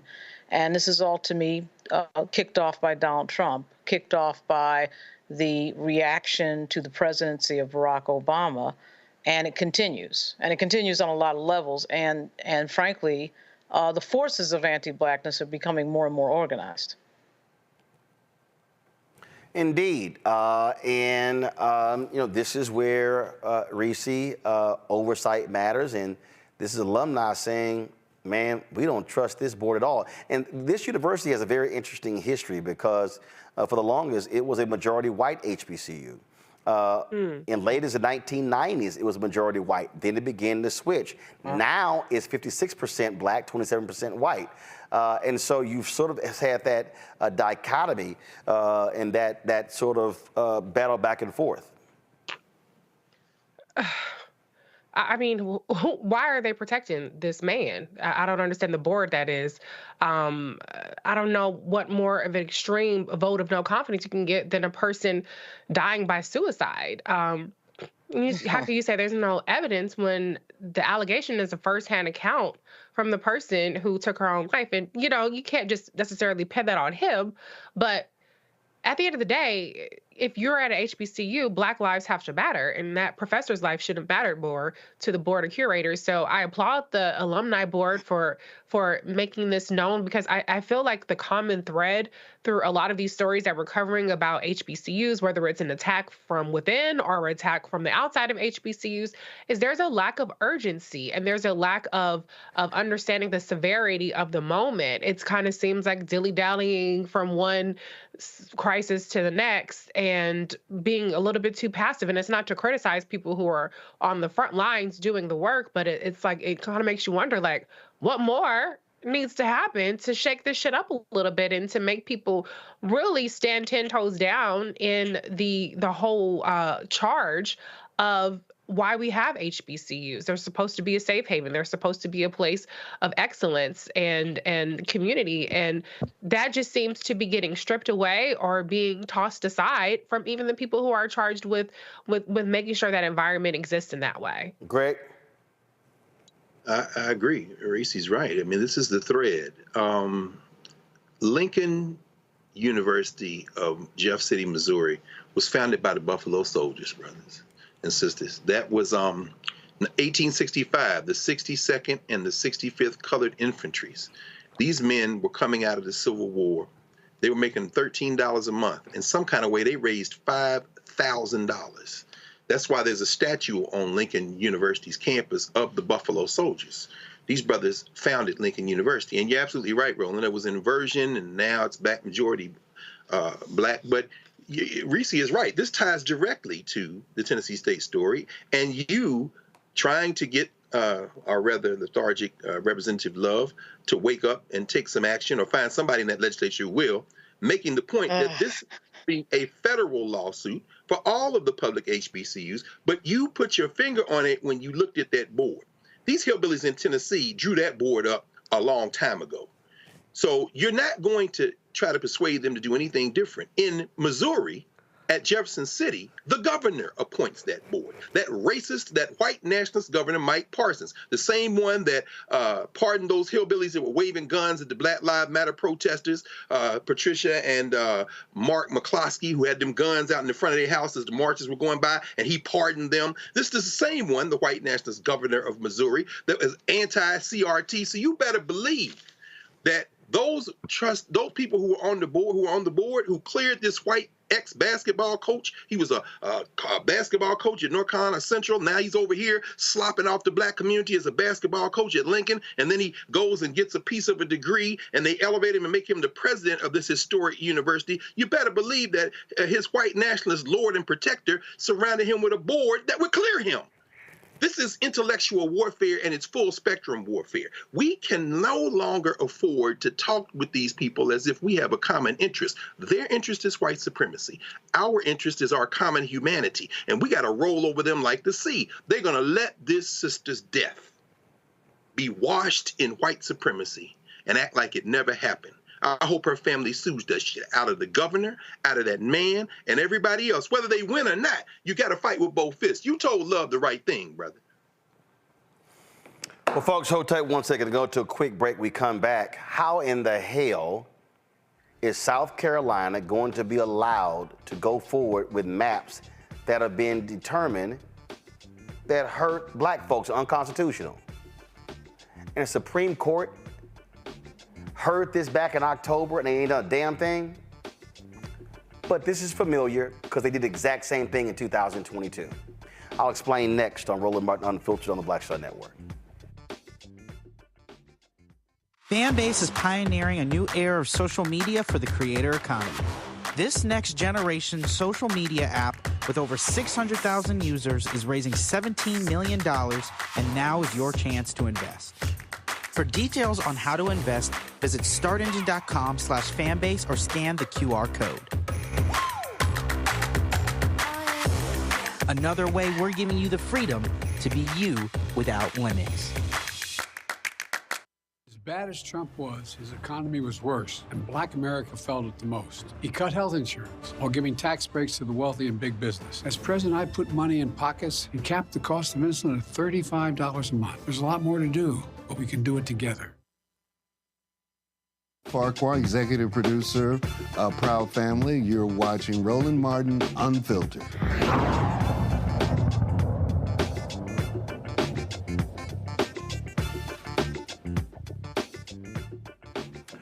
Well, folks, this is no shock. According to voting rights activists and civil rights groups, South Carolina should postpone its elections until the Supreme Court decides on the congressional maps a lower court already deemed unconstitutional. Yet, the courts are allowing these maps to be used, which makes no sense whatsoever. John Cusick is an attorney with the NAACP Legal Defense and Educational Fund. He joins us right now. So, John, here's what's crazy. Help me out. When was this lawsuit filed? We filed the initial lawsuit in 2021, amended it in 2022. It's been almost 2 years. Filed in 2021, amended in 2022. When did the courts declare that the maps were unconstitutional and they hurt black voters? January 6, 2023. January 6, 2023. Yep. So then it goes to Supreme Court. Supreme Court hears it when? October 11th, 2023. And we asked for an expedited schedule because both us and the defendants asked for a decision by January 1st, 2024. So let's be clear. you and the defendants said, hey, Supreme Court, could y'all please decide this case by January 1, so if the maps have to redrawn, there's enough time to do so and time for the primaries, right? That's exactly right, because as you know, sometimes states will invoke this principle to say, we don't have enough time to draw new maps, but there was a recognition of the urgency that to have enough time to put a map. And there was, as you said, it's not always common that both sides are on the same page, but this was a joint request made back in May of 2023. And we're familiar with that because Louisiana passed maps 2022. Their primary wasn't until August. It was way enough time, but the Supreme Court, after declaring unconstitutional, said, hold up, not enough time. It was like, actually, it is. Alabama, exact same thing. So we've seen this before. And so this Supreme Court decides to take its sweet-ass time issuing a ruling when, I'm sorry, it's just 9 of you. It ain't that many cases. This Supreme Court could have easily rendered a decision in time to meet the deadline both of y'all asked for. That's exactly right. You know, this case is so clear and straightforward. It applies binding Supreme Court precedent of just 2017 in a case Cooper v. Harris, where it has very similar factual analogies. Here in South Carolina, they used their power during the redistricting process to exile more than 30,000 Black Charlestonians out of Congressional District 1 into Congressional District 6. And when the map maker was up on the stand, the only thing he could say that there was some sort of common community of interest was an interstate highway all the way to the city of Columbia. And to do so, they targeted Charleston County, where all the other principles that they had applied in the other 46 counties, or the other 45 counties in South Carolina and the other congressional districts, he admitted they abandoned when they were drawing this map. And so they set this racial target to keep it there. To implement that racial target, they abandoned these traditional redistricting principles that had guided all their work. And you see this tremendous disparity of almost 30,000 Black Charlestonians moved out of Congressional District 1 for no reason. So the phrase that we often hear is called cracking and packing. And so really what happened here, they were like, yo, let's move these 30,000 Black people over to Clyburn's district, out of Nancy Mace's district, which made it easier for the Republicans to win, so by moving the Black folks out. Yeah, so they essentially, not during the legislative session, they didn't say that we were doing this for partisan reasons. Even the lead sponsor during the debate said this is not a partisan gerrymander.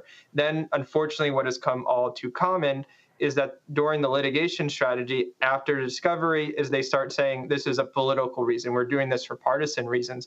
And, you know, this is unfortunately a American tradition where you see whatever parties in power invoke partisanship as a guise to target Black and brown voters. But the Constitution's clear that partisanship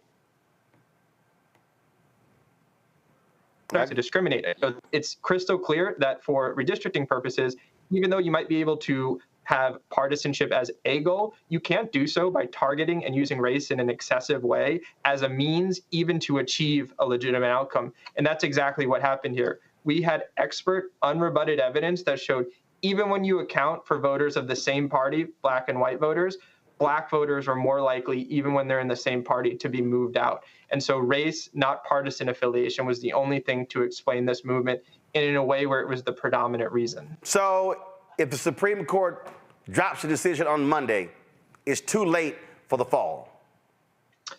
Well, right now what happened is the lower court, the district court today, said essentially that maps can stay in place for 2024, both the primary and the general election.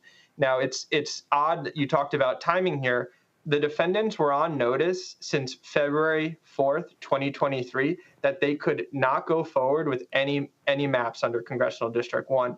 And the court was also clear at that same time that if for some reason the appellate process and the pending appeal weren't decided by that, they still could not go forward in that. And so you would think that by January 1st, when the Supreme Court didn't issue a decision, defendants would seek to move again for a stay to say keep the maps in place. That didn't happen. Didn't happen in all of January.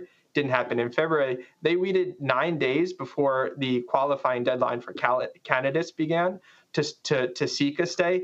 And then they moved the Supreme Court, while the district court did not issue a decision, to stay the entire map, even if it's affirmed. And so Right now, we're in the process of assessing and evaluating that, but that's essentially what's happening right now is that under the district court's order, maps and this unconstitutional map, even if the Supreme Court affirms, will be in place for the 2024 election. I mean, it just feels like the Supreme Court is essentially putting its thumb on the scale and helping out. And we saw what happened again in 2022. If they had allowed those maps in Louisiana and Alabama to be changed, Democrats could have likely held onto the House because that's how razor thin these margins are. And you know, that's exactly right. These have national implications. And for our voters and the clients that we represent and the Black voters, you know, the racial gerrymandering harm is clear and immediate. It's impact about everyday life. It's who's being represented. Will those representatives talk about everyday issues from infrastructure to roads to bridges? And, you know, this is one of the big things of why Charleston, with the significant Black population, advocated to be maintained together as a community of interest because representatives need to be responsive to those needs. They need to represent those candidates. And here, to the point you mentioned earlier, Roland, they were intentionally cracked to split up and prevent community members from advocating, from aggregating their voices in a way that those folks could not only be held accountable, but for representatives who could be mindful and responsive to the needs of Black community members in Congressional District 1. All right, then. John Cusick, we appreciate it. Thanks a lot. Thank you so much. Take care. Greg, on my Washington Watch show years ago, Cornell Belcher, the pollster, said to Black people, hey, we need to be looking at congressional representation in a different way. He said from the 1960s through the early 2000s, it was about let's get as many Black members of Congress as possible. He said that's not actually maximizing our power. Cornell said then, and this was 10, 15 years ago, that we need to be looking at sacrificing some of our votes in these Black districts with a heavily Black population to then impact other districts. And that's what Republicans don't want. What they want to do is they want to put as many Black people together as possible. That's what happened in Alabama. They just put all the Black folks in one, and they were like, there needs to be a second district. And Alabama's like, shit. So because Alabama, there was one Black member of Congress, one Democrat. Well, now they guaranteed to have two. Louisiana, same thing. So what a lot of Black folks don't realize, depending upon our numbers, we're impacting a district. And matter of fact, in Texas, they specifically targeted Congressman Martin Frost's district, decimated his district, moved Black people out, and that actually hurt a number of white Democrats across the South. That was their strategy to target. And for Black people, I'm sorry, we vote Democrat. So when Republicans control the House, we don't have power. Absolutely. I mean, and you did right when you mentioned to John Cusick, you know, the whole concept of cracking and packing. And of course they know that. The lawyers know that. Reverend Barber says this all the time. When we vote our numbers, we win. Coalition politics are important. You know, what we're seeing here is not unusual. If you listen to the oral arguments in the Alexander case, then probably what's going to happen is that this white nationalist Supreme Court is going to say that they can't intervene because it's not a racial gerrymander, it's a political one. They're going to buy that lie. Following in the line of the cases in Wisconsin, the Whitcomb case, and other cases where they're saying, you know, this is Justice McConnell Gorsuch, who would say this is a political issue, among others.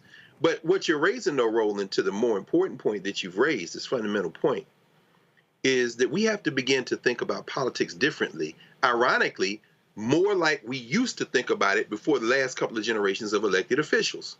Meaning that, and when you look at the North Carolina cases, Shaw versus Reno, look at the Ashcroft case in Georgia, the debate has always been about, do you put a bunch of Black people in one district, or do you distribute Black people in appreciable numbers across districts to have a plurality to be able to influence who gets elected? Nancy Mace, that incompetent, illiterate, white nationalist clown out of South Carolina, is in a safer district now. Now, if you put more Black people in her district, she's going to either have to change her politics or hope we don't come out to vote. And I'll end with this. Even with these ridiculous numbers, these super majorities in the white nationalist South behind the Cotton Curtain, If everybody who is eligible to vote would register to vote, check their registration, and go in and vote, even with all the roadblocks being put in our way, there would be a different map in the South, gerrymandering notwithstanding. Yep. And that is a strategy that would come from the 1920s, 30s, and 40s. Sometimes you got to look backward to go forward. Our ancestors didn't let them stop them, and we shouldn't let these people stop us. Lauren, this is a lazy Supreme Court, and this is the right-wing Supreme Court knowing exactly what they're doing. They could have easily decided this case by the January 1st deadline. Yeah, well, the strategy so often is delay, delay, delay, delay. I mean, we see that all the time. They love to have the delay strategy. They just will keep having the conversation, keep having the meeting, talking about it, and all the while they will be controlling the game in the background. So delay is a major part of the strategy. You know, the other problem with this situation is that you do have a lot of black elected officials who do not necessarily want the districts to be distributed more evenly, because it's easier, obviously, to run in a district that is coming in at, over 50% black. So there's been arguments that I've seen in certain states where the black elected officials did not necessarily want to have two black districts, because when you have the one black district, obviously, it's really easy to run. But one of the untold stories of the Congressional Black Caucus is that there are so many districts now that are not even close to being majority black, that black lawmakers are winning in. And, it's people like Emmanuel Cleaver and Andre Carson. And, you're getting these more Latino districts in California, Maxine Waters' district, Barbara Lee's district. So a lot of these black members of Congress, on the federal level, a lot of these black members of Congress are winning districts that are not all that black. And the party doesn't really want to talk about that a whole lot.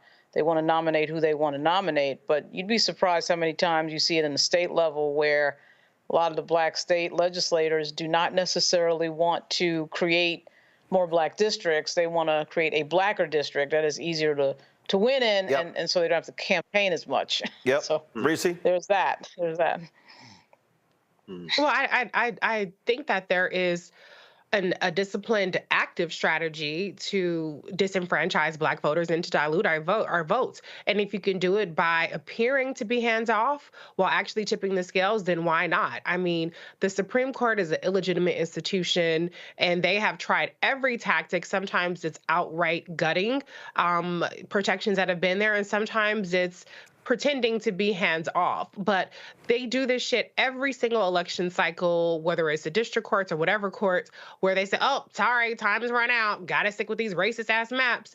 And it just keeps repeating the cycle over and over and over again. But the reality is that we have to vote at least our capacity.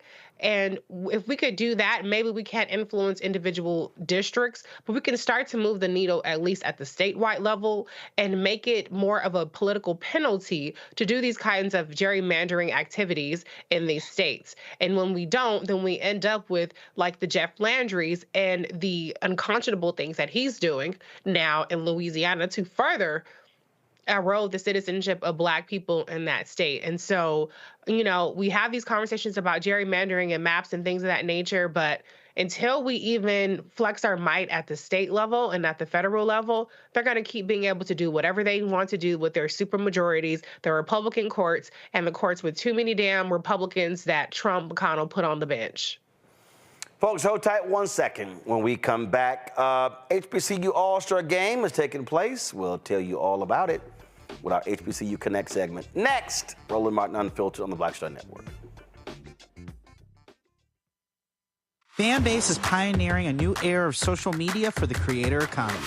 This next generation social media app with over 600,000 users is raising $17 million, and now is your chance to invest.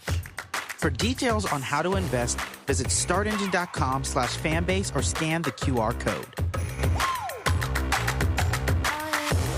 Another way we're giving you the freedom to be you without limits. I'm Faraji Muhammad, live from LA.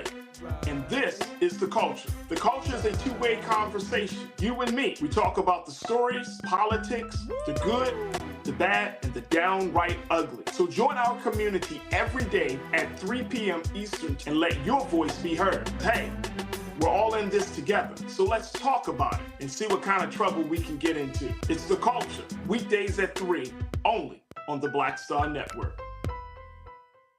Hi, I'm Jo Marie Payton, voice of Sugar Mama on Disney's Louder and Prouder Disney Plus, and I'm with Roland Martin on Unfiltered.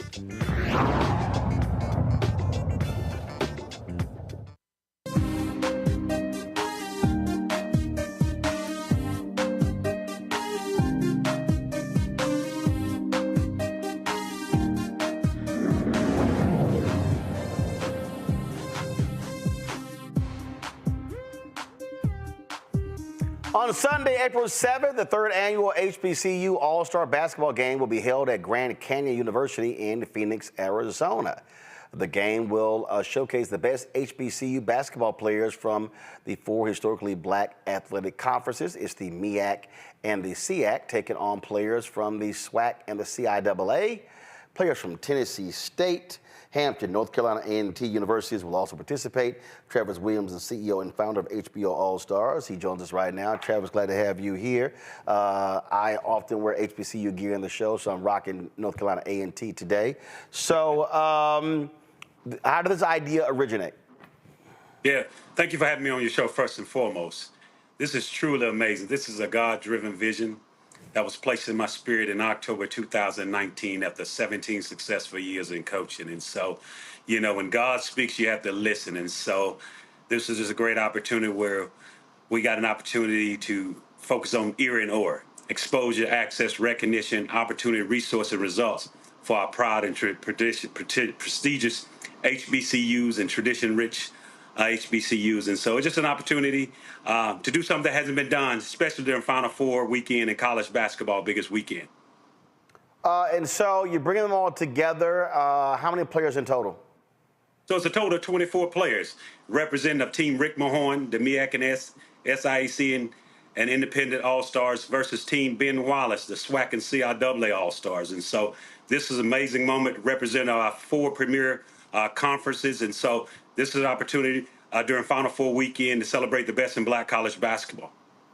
What about the Gulf Coast Athletic Conference?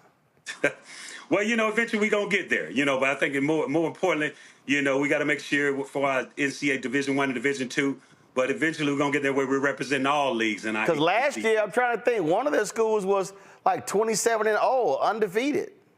Yeah. And like I said, hopefully we get there. You know, okay. It's about getting this, as you know, Roland, about getting this right before we venture out and everything else. And so, and they even take one step further. We're looking at adding our women. You can't forget about the women. That's a different dynamic. And so we're excited about yeah, you had Jackson State, a phenomenal squad, went undefeated this year in the SWAC. And so, yeah, pretty good. Who are your sponsors? Well, we have some of our most amazing sponsors. We have Aflac, AT&T, Nike, and a host of local sponsors here that is important for us to not only give back to our community when we get here. It's especially important to support our local black and brown businesses here. And so prior to the game, we're partnered with Archwood here, where we're going to have a lot of our black and brown vendors as a part of our pregame and game day activations and activities. So we're excited about that. And so United Airlines, our official airline. And so there's a host of individuals that are coming in and helping us doing some amazing work here in the Phoenix community. Are the players or the conferences getting compensated? Yep. Well, you know, in the past few years, we've been able to offer scholarships, you know, donations to support all of our conferences. You know, this year, we invited all of our HBCU presidents to participate. We hopefully pretty much the majority of them come. During the halftime, we want to be able to present them a $50,000 check to support their HBCU All-Star Scholarship initiative. 50,000 each? No, 50,000 represent of the each conference. Eventually, we'll get to the point where we're able to do that. So you're saying so you can present $200,000 in scholarships because you got four conferences? No, this is for the HBCU presidents. HBCU presidents that we're bringing in just to be able to support some of their scholarship initiatives on their campus. We're not there yet, but hopefully we get there. This is only year two of year three of our event. 50,000 total in scholarships. Yeah, representative of 49 HBC. So, Roland, we have 49 HBCUs 49 represent HBCUs, 65 HBCU All-Stars, and we selected the top 24. So we want to make sure that we support some of their initiatives there on their campus, and we want them in attendance and being able to. This is just the first beginning of getting this started. All right, questions for the panel. Greg, you first. Thank you, Roland, and thank you, Brother Williams, for including A&T, since Roland is rocking it today, and Tennessee State, and Hampton as well for those folks who have chased after the white conferences. I'm glad you didn't forget about us. But I'm interested in this award ceremony y'all going to have at the George Washington Carver Museum. Could you talk a little bit about that, and what's the objective at the award ceremony? I think it's more importantly, like I said, this is an opportunity for us to recognize these top 24 players. Like I said, this is an exclusive group of the top players in black college basketball, and I think, we want to put the national spotlight on them. And just take it back. You think about it, there's 350 NBA players, 30 NBA teams, 450 NBA players, 30 NBA teams, and there's only one current active HBCU player. That's Robert Covington, who played for me at Tennessee State.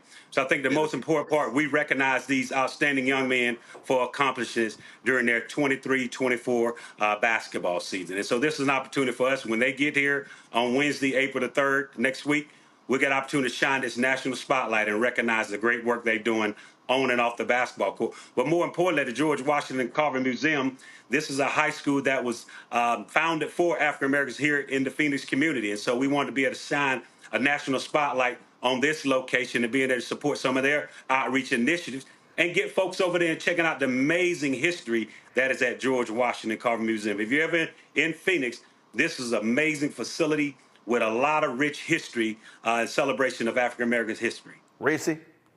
Thanks, Coach. Mr. Williams, I'm curious, with this being an HBCU All-Star, what about HBCU cheerleaders or band members? Are they going to get a chance to kind of show their spirit at this game? Of course, and I'm glad you asked that question. This game is about the entire HBCU experience. And so as you all know, the HBCUs don't exist out here. And so we have the Clark Atlanta University Band that will be here representing. Also, we have the Morehouse College Spelman cheerleaders. And so we will have a little bit of that Atlanta AU Center that's represented here in Phoenix. And so we're truly excited for Clark Atlanta University and Morehouse College representing our band, our cheerleaders, our dance team. Just a truly exciting moment to bring the entire HBCU experience to this part of the region, part of the country that it doesn't exist. Yes. Lauren. Is there anybody from Virginia, any of the All-Stars from Norfolk State or Virginia State? Well, Norfolk State, I'm glad you asked. Bertrand, he was the sixth man of the year this year. And so we're excited. Coach Robert Jones has done an amazing job at Norfolk State University. But all these players that are represented, like I said, we got players that are represented from a number of HBCUs, North Carolina Central, Benedict, Norfolk State, Clark Atlanta, Tennessee State. A lot of these players that are represented are all conference players or player of the years in their respective conferences. And so we have an HBCU All-Stars national scouting staff with close to 150 years of experience that's had an opportunity throughout this year to watch these guys in person, on television, up close, and really get an opportunity to recruit and scout. These are former HBCU head coaches, associate head coaches that have been in the trenches and understand our HBCU basketball culture. So trust me, we are truly, truly excited about this game in less than 11 days. And so, yes. All right, then. Where can people go to get more information? Yeah, you can go to HBCUAllStarGame.com. Tickets are selling fast. There's only a few remaining. We encourage you. Get your tickets now. You do not want to be on the outside looking in for this historic game. And you can follow us on all social media platforms, HBCU All-Star Game, HBCU All-Stars LLC. You can follow me at Travis L. Williams 24. Get your tickets now. You do not want to be on the outside looking in. And just like I said, the game is important, but all of our outreach and things that we're able to do to impact the community here in Phoenix, we are truly, truly excited about being able to put on this HBCU All-Star Game celebrating Black excellence, Black history, and Black cultural experiences at the highest level. All right, Travis, we appreciate it. Thanks a lot. Yeah, thank you for having me on your show. All right, y'all. Tomorrow, it's B-Day. We'll explain that next on Roland Martin Unfiltered on the Black Star Network. Terry and I, we couldn't play in the white clubs in Minnesota. It felt like such a, strength through adversity type moment that I think black people just have to go through. We have to figure it out. Right. We make lemons out of lemonade. But there's a reason we rented a ballroom, did our own show, promoted it, got like 1,500 people to come out. Clubs were sitting empty. They were like, "Where's everybody at?" And I said, "They're down watching the band you wouldn't hire." So it taught us not only that we had the talent of musicians, but we also had have the talent of entrepreneurship. It wasn't like a seat at the table. It's like, no, let's build the table. That's right. We got to build the table. And, that's right. And that was the thing. And of course, after that, we got all kinds of offers. Of course. Right, to come play in the clubs. But we didn't do it. We said, no, we're good. No, we're good. We're good. And that's what put us on a path of national. And of course, when Prince made it, then it was like, okay, we see it can be done.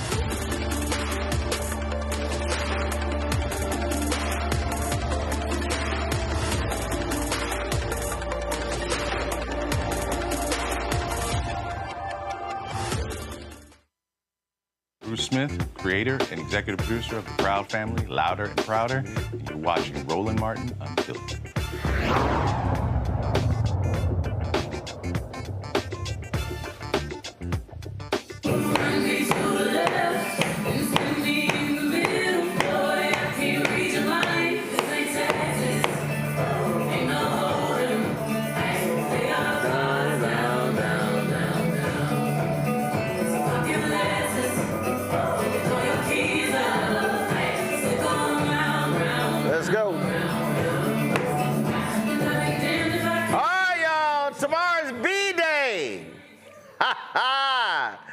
This drops tomorrow, actually at midnight. Folks are already, I've been seeing tweets. Somebody just tweeted, is it midnight yet?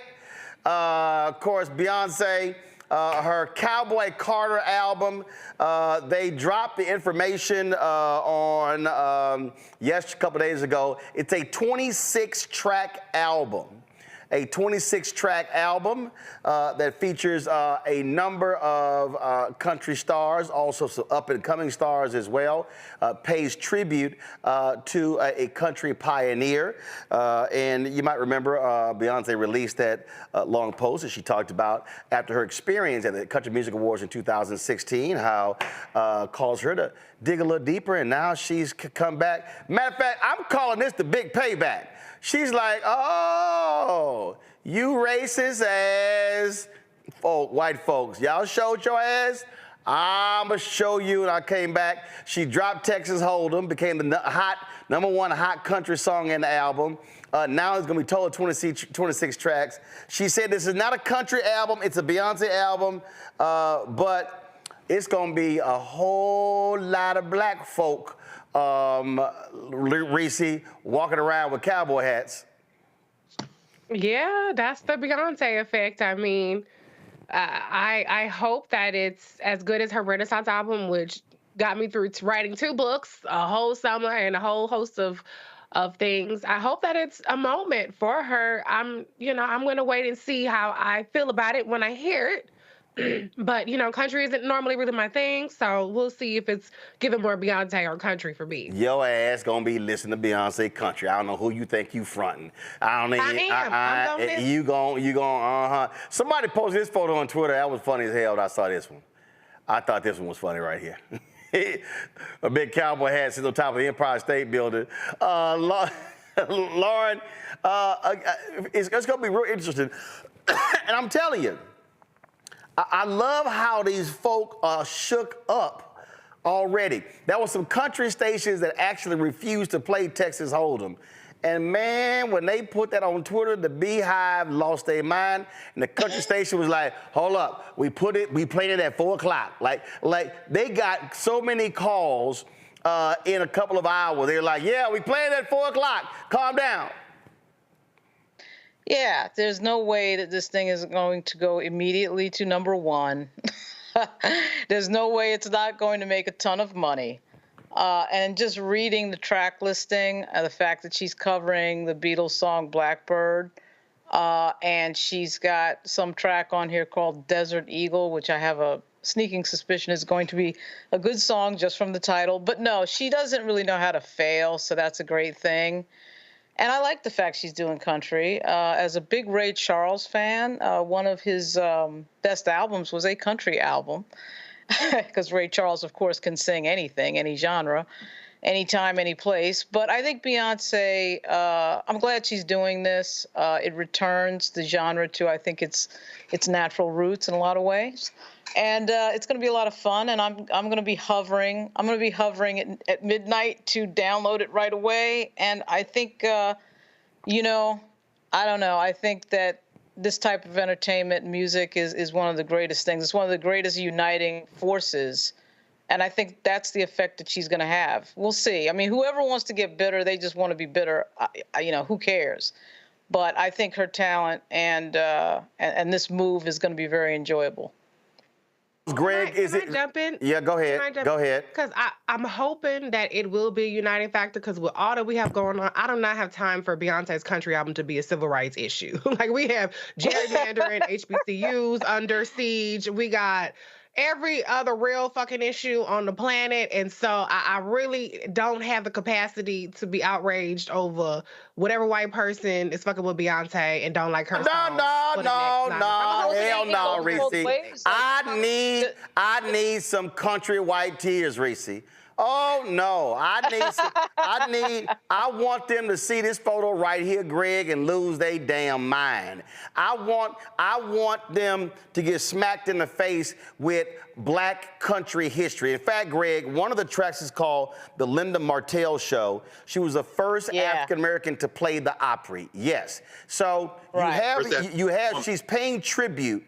Not only is she paying tribute to pioneers, apparently she's also going to have new country artists on here as well, and using her fame to bring them a lot of attention too.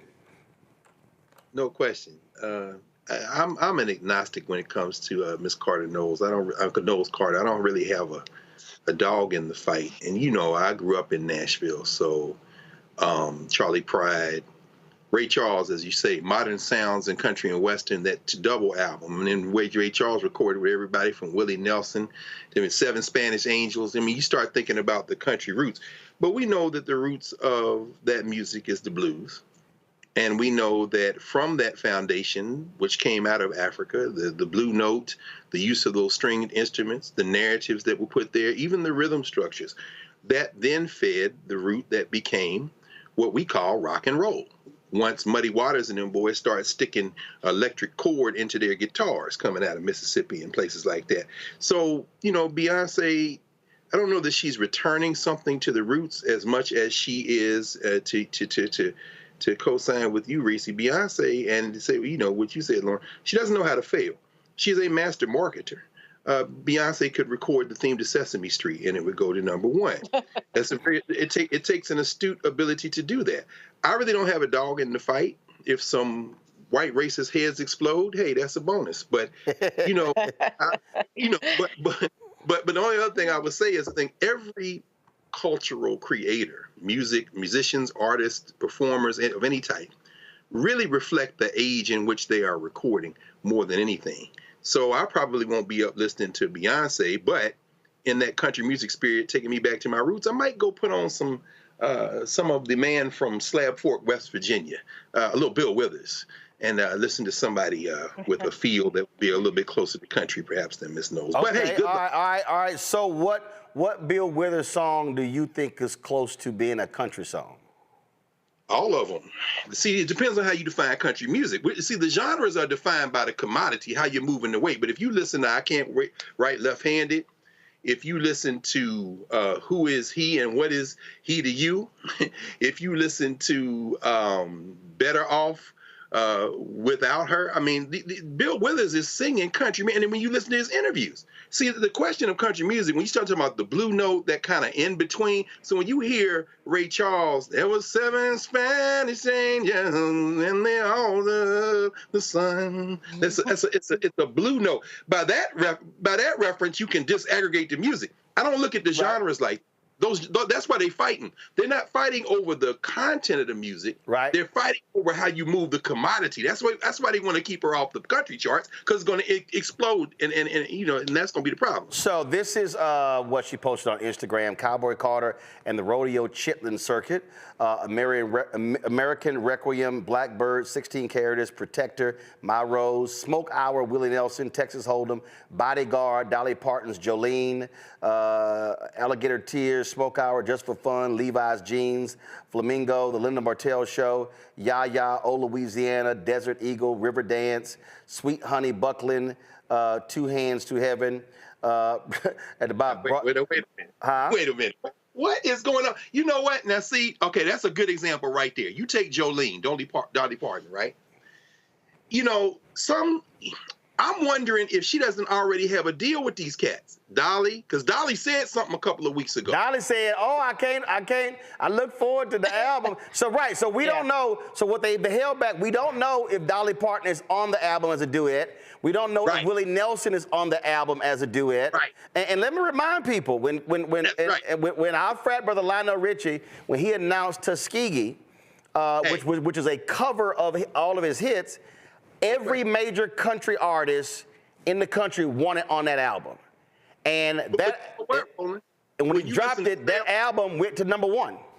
Say Alone could be in the country genre. This is what I'm talking about. Well, first of all, Deep River Woman, Hello. Nope. And so all of those songs. Lady, yeah.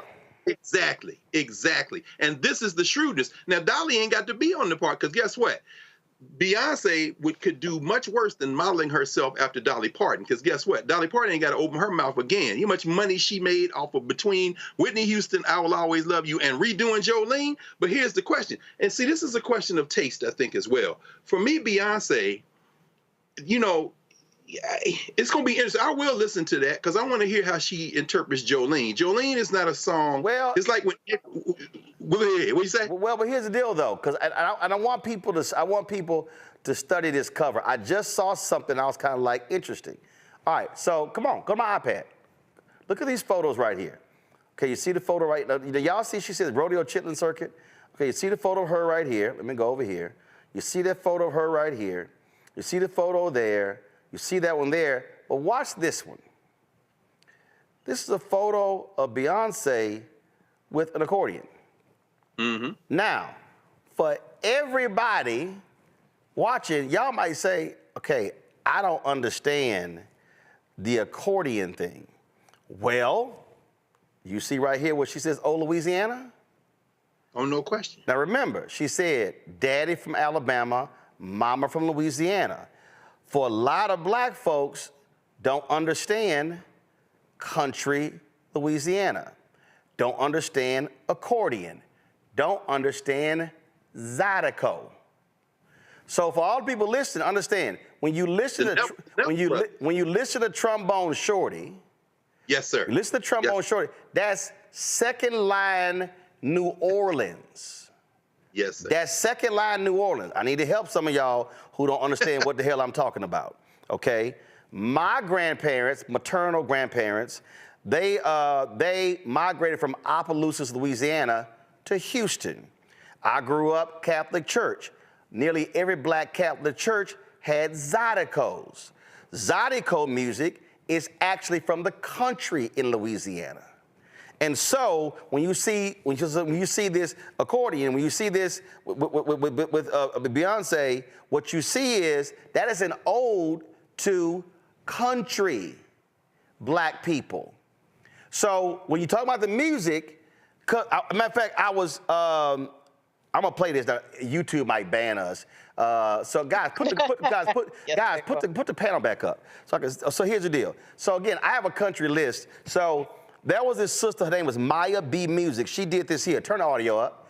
This is called Country Party. This is for all the country people. This is your girl Maya B Music, and we finna party down in the country, baby. Now, I need everybody to listen. This is a combination of Southern Soul, R&B, blues, but it's called country music. I'm just trying to tell folks. Hold up. Now, listen to this here. Then you got Then you've got my man, King George. King George has been killing it. King George is from South Carolina. Okay, if you listen, again, you listen to his music, Southern soul, blues, country, all fused together. So you listen to him and you like, is he blues? Is it country?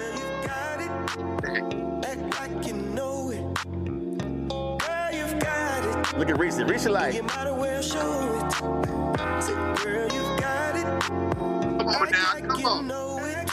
Now.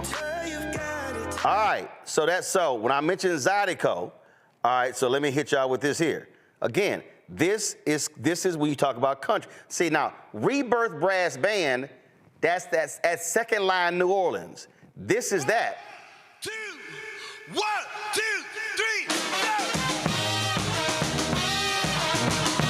All right, that's New Orleans. Okay. Clifton Chenier, this is Zydeco Country.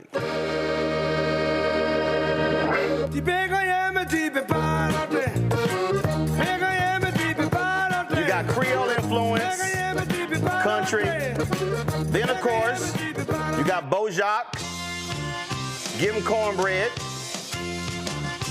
So again, you're talking about, and I'm gonna play this last one. This is Buckwheat Zydeco.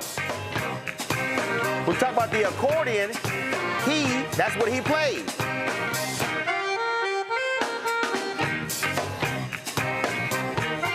So, here's what I hope actually happens when the album drops. What I really hope happens, Greg, is that it's gonna force writers to have to confront the Black experience and the history of our people when it comes to all these genres, and it's gonna force some other folk to have to recognize, whether it's Linda Martell, whether it's others, the role that we played. And so that's what I hope stories done, other things happen. And then I hope there are Black people who go, damn, we did all that? Yes. We didn't just do Motown, didn't just do Philadelphia Sound, didn't just do, Chuck Berry, Little Richard, Count Basie, Duke Ellington, Fats Domino. At the reality of Black people, we in everybody's music, because it's ours. We already know that. No, we don't. We already know that we dominate. We know that we dominate music better than anybody in this world. I'm with Reese. I don't need this to be a civil rights moment. No, Lauren, no. Lauren, you missed what I said. And that's it. No, Lauren, you missed what I said. No, I didn't. Yes, you did. No, you said they. You said they. A lot of us don't know our history. A whole lot of us. We know we dominate in music. No, Lauren, no. A lot of us dominate music. No. We think we dominate R&B and hip hop. A lot of us do not know our own history. And I've seen. You think those regions too? I mean, like. Oh no. Oh, when you talk about regions, when you go around this country, if you talk about, you take go-go. They know go-go on the East Coast. They know go-go if you're talking about southeastern Atlanta, because cats who came from the D.C. area to go to school there. But the reality is, you go deeper, they don't know go-go. You take New Orleans bounce, that's going to go west to Houston. It's going to go east to Mississippi to Florida, not necessarily other places. So when Big Freedia came out, they were like, in fact, when Beyonce put Big Freedia on her album, they were like, what the hell is bounce? So, and hell, all these Black folks talk about the Atlanta sound. Ain't no Atlanta sound without Luke in Miami. They told.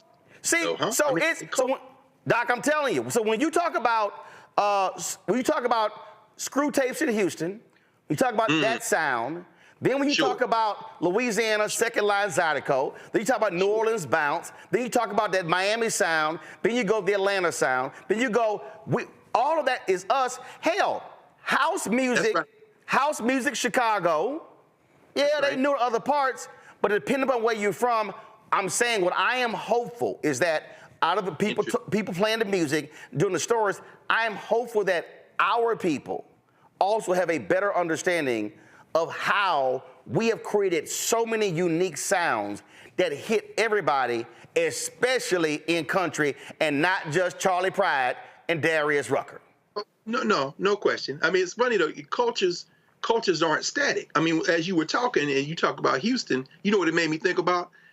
Slim Thug, Paul Wall, Big Pokey, still tipping on fofos with that violin kind of in the back. You talking about James Prince, like you say, DJ Clue, and you think about it, you say that you see that black music. It isn't country, it isn't R&B, it isn't soul. You could make an argument for what becomes of the lonely hearted when he starts. In other words, the genres explode when you start talking about black people because, as Lauren said, the popularity of our music is grounded in how we approach sound. Right. It's not on the platonic scale. And so when you hear that hip hop coming out of Houston, that Third Coast hip hop, you can absolutely say, you can hear the country. And them Negroes is talking like, I'm like, these some country Negroes. They've destroyed the genre. So when Lil Nas X comes up and they're like, well, I'm gonna take my old town road, it drove them white people crazy because they can't. No, we will take any song and flip it. So make your point, man. That's right. Right, so that's my point. And I'm telling you, Lauren, I'm guaranteeing you what's gonna happen. I put $1,000 on it right now. When this album drops, you are going to see all kind of different stories done on, oh, this is genre bending, this is this. You're gonna see stories on historical country music artists. You're gonna see, you mentioned Ray Charles, do not be shocked if Ray Charles, the people who run Ray Charles music, watch his shit get reissued. Listen, if y'all, hold up. I'm gonna mess y'all up. My man Kirk Whalum, my favorite artist, Kirk Whalum did an album called In This Life. It was ode to his gospel bluegrass roots of Tennessee. It was his favorite album. It was his worst selling album because his fan base heard this.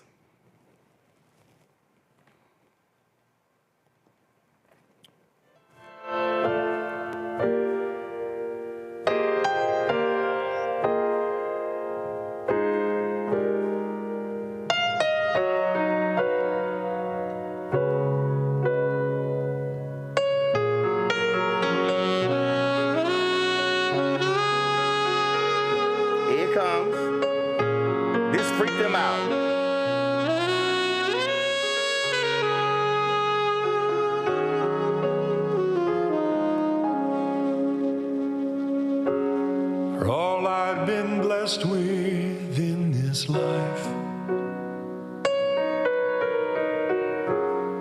there was an emptiness in me. I was imprisoned by the power of gold. With one honest touch, you set me free. So I sent Kirk a text. I said, I know, man, you should reissue. He said, and you know, I've actually been thinking about it because it was issued as a jazz album. He's thinking about having it reissued as a country album. She will, whatever happens, she will dominate. I don't care what anybody writes. I don't care what anybody says. I don't care what anybody's opinion is. We dominate this art like crazy. We've created four genres, right? Hip hop, rap, trap, jazz, blues, and of course blues is rock and roll. And Chuck Berry is the king of rock and roll. No, so, baby, hold on. You gotta add. What will happen? No. You got it's way more than four, Lauren. You forgot gospel. Hell, you forgot gospel. I mean, what will happen is those things are all a derivative of what we create, and this will be another example of us dominating another genre. That's what's about to happen. Right? And I agree with you. What I'm saying is, what I hope happens is not just about Beyonce album Cowboy Carter. What I hope happens is folks begin to have an understanding that our impact on, take the other genres out, just on country music, that is elevated to the point people go, damn, I didn't know that. I didn't know that. Because it's funny, Reese, when I'm on Instagram Live, people like, man, I can't believe you playing country music. I'm like, y'all don't even realize. That's black folk. Yeah. Well, I think certainly there's going to be 1,000,001 think pieces deconstructing the album, just like there was about the cover and the flag and all that kind of stuff. And so I'm interested in the educational aspect of it because I'll be honest, it's not a genre that I've researched at all. So I will be looking to see those nuggets and that creative genius that she has displayed on prior albums. And so listen, I will say, as much as I don't want this to be a civil rights issue of let's go, be up in arms about something, there is a little part of me that's like, the way that they done Columbus woke and a lot of our other shit, twerking and every other thing that they done Columbus and messed up, if we could have one, if we could score a little point on the board that's going to trigger them a little bit, I'm all for that. Last point here, Greg. That whole conversation about her on the horse and the flag, it was a whole bunch of black folks who got chin checked real quick from other black folk from the South who said, don't y'all come here talking shit about black Southern culture in rodeos. It was real interesting watching. It reminded me of when you had some Negroes who were going, didn't nobody ask for Juneteenth? And some of us were like, hey, back your ass up, dogging Juneteenth. Again, because depending upon where you're from, you live that. It's personal.